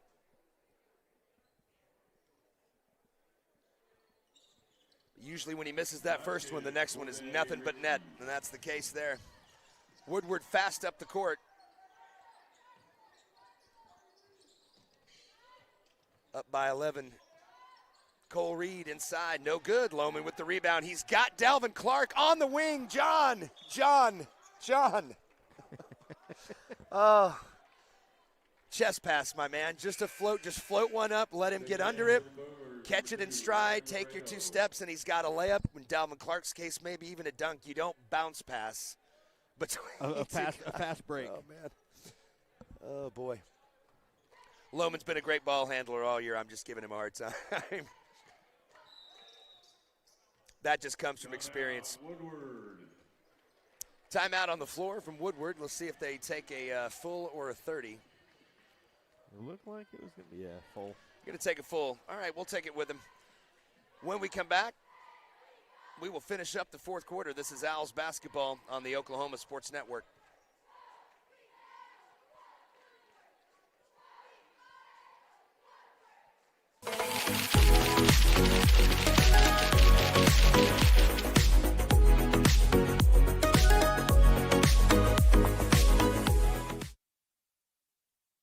In the far corner of Southwest Oklahoma, you'll find a place that gives you the opportunity to pursue a degree while helping ease your mind when it comes to financial stress. Western Oklahoma State College offers a variety of options to fit your needs, both face-to-face and online. From managing a farm or ranch to saving lives as a registered nurse, Western will help turn your goals into your future. At Western Oklahoma State College, you are more than just a number. You are a member of the Pioneer family. Make Western your home away from home. Your degree is closer than you think.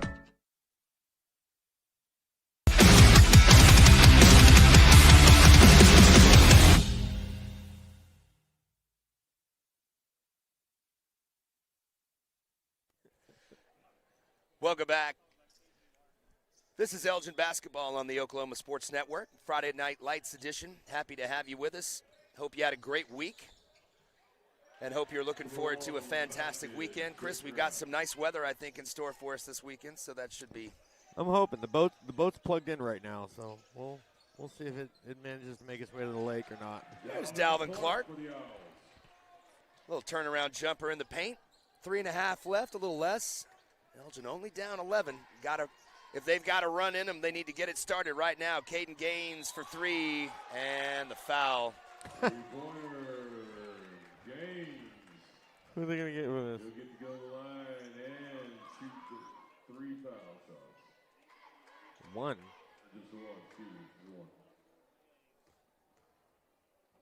We don't have a one on the cart, so I'd love to.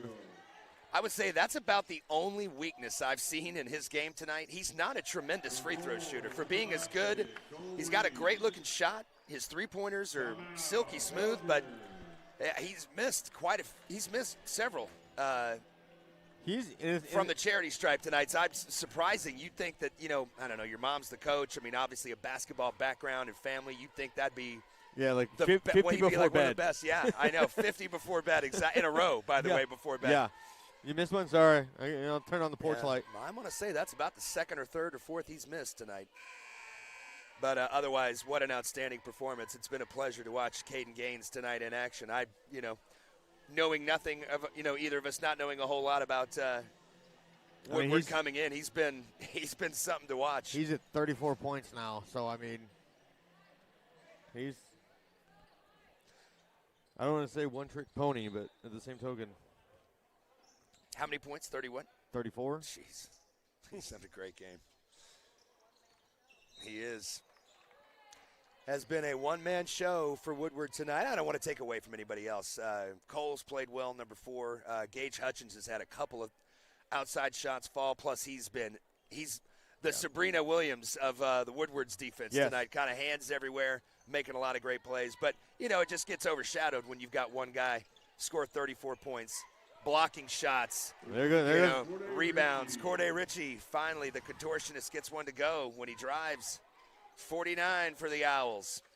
2:40 left on this fourth quarter, brought to you by B2E Training.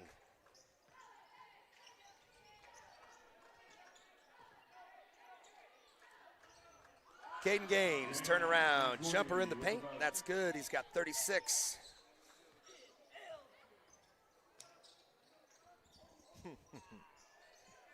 Is that the broadcast team? Yeah. Oh, wow. You're a little fired up over there. All right, guys.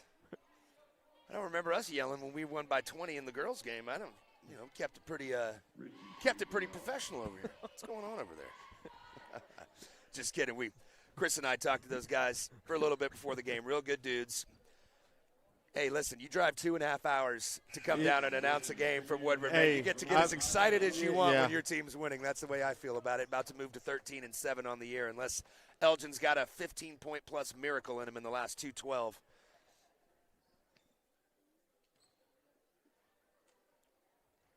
Corday Ritchie at the line. Nails the first one again. Corday Ritchie goes 1 of 1. Caden Gaines inside. Contact, no call. Lohman's got it. He's a train on the move down the tracks. That ball's up, rolls around. Dalvin Clark's there. Can't quite get it to go. They're going to get a foul called against Dalvin Clark, so he will head to the Luna Ray Salon charity stripe. Dalvin Clark goes the line for the Owls. Conversely, Dalvin Clark has been fantastic from the line tonight. And nails another one. I almost caught myself and thought, oh, you can't. What are you doing, bro? We need these free throws. But he knocked it in anyway. That one off the backboard. No. Oh, they're going to. Well, now, wait a minute. He made sure that he didn't cross the line. Very smart by Dalvin Clark there. Woodward had almost all their guys back, none of them really underneath trying to get the rebound. Elgin had 3 or 4 guys down there. Clark tried to kind of miss a little bit harder. I don't know what the rule is there. Did they get a foul? Well, they're saying Hightower, number 1 here. He turned around and I guess he pushed off. Oh, okay. So they got a foul on Sean Hightower. That's his second tonight on Elgin. And so Caden Gaines back to the line. And as soon as I criticize him for missing free throws, he goes up and he nails both of them. Nothing but net. So again, Chris, my fault on the sportscaster jinx there. Brody Morrison takes fire at a three. That's beautiful, and that's good.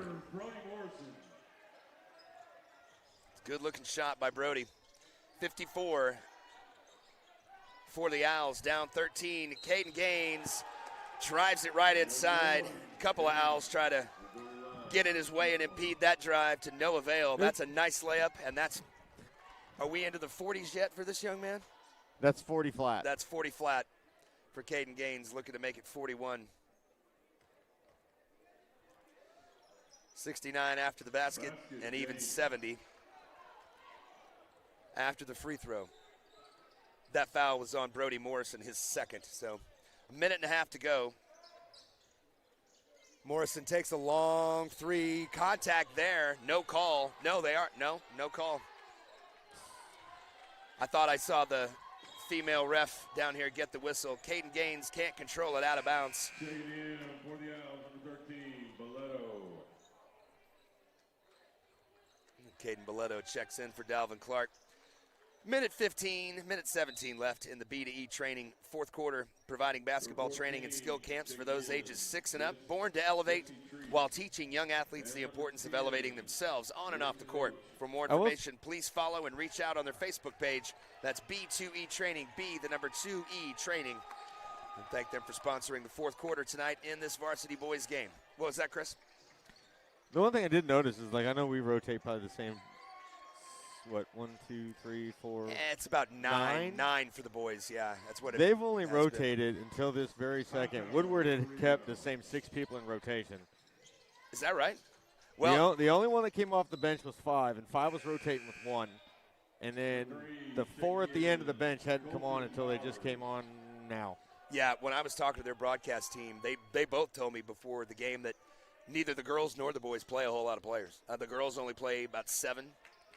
I mean, when you got someone who can get 40-something points. I mean, I would love to see him at the next level. I'm sure he'll go there. And it's one of those things where it's like there's definitely a size difference. Oh, he's going to go play college ball somewhere. Oh, I don't absolutely. know, and I don't know what classification he is. But Caden Gaines, you guys watching on the Oklahoma Sports Network got to see somebody I don't think you'll be hearing the last from, Chris, absolutely not. In the years to come. He is smooth. He does it all. Can shoot from the outside. Not scared to mix it up on the inside. Physical. Really, really good player. And he hustles his tail off, too. You can tell he's the son of a coach for sure. 33 seconds left. B2E training fourth quarter. Our final broadcast until a week from tomorrow, as the game was moved from Friday the 13th for bad luck purposes, Chris. No, I'm kidding. To Valentine's Day the next day, actually. So Valentine's Day on Saturday. So we'll be back at the Owls' next nest on Valentine's Day, the 14th. There's John Lohman down the lane. John Lohman. Rosero, Dawson Heckert checking in. Oh, he's got 1,000 points on the season. Foul on Aaron Laredo. Who's that? Number 20. Oh, wow. Somebody down here in the front row is holding a 1,000-point sign. So, I guess it just hit that milestone tonight. Career or for this season? If he's that would be a little much, but yeah, I was saying. Well, I mean, if he's averaging 40+ a game. Well, I mean, listen, Dalvin Clark was on him for a good portion of the game, him and Lucas Young, and those are two pretty darn good defenders. So, I mean, if he can score 40 against those two guys for the most part tonight, then I hesitate to wonder what he does, what he's done against everybody else. So there's your final. That's the end of the B2E training fourth quarter here from Elgin in the Owl's Nest, and Elgin goes down 56-71. Hard-fought victory, only down 3 at halftime. Hung around, but a little too much Caden Gaines, Chris, in that second half. Really, really tough performance from that young man. He's, like I said, he's definitely going to go somewhere. And it's just one of those things where you're glad to have somebody like that on your team. But then if I've also seen teams where you have those single high scorer guys and everybody else kind of has a chip on their shoulder. And so then it's one of those things where, like, if something happens, if he's your main scorer and he's scoring almost 50% of your points on the night, what happens? I mean, suddenly you take out 48 points and now it's 69-42. Yeah. So it's like. No, I mean, they hung in there. I mean, it's tough. I mean, they played, I thought, one of their better performances. Absolutely. How do you stop that guy? Well, in these last two, I know that last one, that buzzer beater, I talked to a couple of the boys after the game. Did you? And they all, I mean, I told them all flat out. I was like, look, I've been almost all but maybe your first home game, and that was the most conjoined that I'd seen them play. I agree. Where they were playing as a group and as a unit. They weren't trying to be individuals. They weren't trying to do stuff too fast. They were still trying to and they controlled the game really well for all 60 minutes. Oh, I know. I agree. Nathan and I talked about that as well. It was a complete, shocker. Yeah. To watch them in 3 days completely flip, and then you turn around and you have that buzzer beater, and you're just kind of like, Yeah. And then you fast forward to tonight where you've got a guy who can score 40 points on you from That's right. 30 feet away to 3 feet away, and you're just kind of like, well, What did he finish with? About 42? I can't remember. Yeah, he like was 40, over 40. It was 42 or 43 because he hit 43. He hit both those free throws there at the end, so it was at least 42. Yeah, so congratulations to that young man, Caden Gaines, excellent player. Hard-fought, team effort tonight from Elgin. Congratulations again to Marissa Mraz, who was the spring homecoming queen, and then her escort tonight, Lucas Young from the varsity boys team, who you just watched on our broadcast, her escort and spring homecoming king. So very cool for them. Again, the girls get a nice win in the opener, and again, the boys just a tough performance, a gritty performance, but a little bit more Caden Gaines on the other side. I don't even want to say the other team's more talented. I mean, you got one guy that is capable of all that, but they hung around and they fought. So again, we want to thank the Elgin Tip-In Club for their support and sponsorship, helping bring Elgin basketball to the Oklahoma Sports Network this season. Very excited for their support of Elgin boys and girls basketball. Yep, 1,000 points. Yeah, again, thanks to Luna Ray Salon, Backyard Sports Bar and Grill, and B2E Training, our Elgin sponsors for basketball this season. We greatly appreciate their support as well. So we've got a week off as far as the home games. Now, I know Elgin is in action this week, but our next telecast we'll be right back here at the Owl's Nest next Saturday for the varsity girls, and then followed by the varsity boys. Lawton High coming to town. The Wolverines coming up from about 15 miles south, right? So not too long of it. A little bit nearly different. a 2.5 That's hour correct. drive. That's what I was going to say, Chris. Not nearly unless 2.5 hours. Unless they go all the way out through tonight. Cache, through the refuge, up through. I mean, just so you can make the drive as long as you want, right? Absolutely. You could stop in Altus. Yeah, that's exactly right. Sure. I'm pretty sure Lawton and I will just take the easy way to get here. Yeah, straight at 44. Yeah, exactly. So that'll be fun. That'll be an OSN team versus an OSN team. So a little OSN banter next week, and it should be fun. That should be fun, but it'll be fun to see the Wolverines up here. I got to see them at the Great Plains Invitational back in December, and I think of the Lawton teams, I think they're probably the best. Although Eisenhower played them tough about a month ago at Lawton High. Couldn't quite come away with a win, but the Wolverines are not bad. Should be a good game. They're not too big on the inside, so I think Clark and Lucas Young should have a chance to do some things on the inside, and they'll just have to play good perimeter defense and shoot the ball well, and I think they have a shot. So we'll definitely see, but we'll be looking forward to being back with you then. That'll do it for us tonight. So for Chris Balvance, my name is James Stanley. This has been a presentation of Elgin Owls basketball on the Oklahoma Sports Network.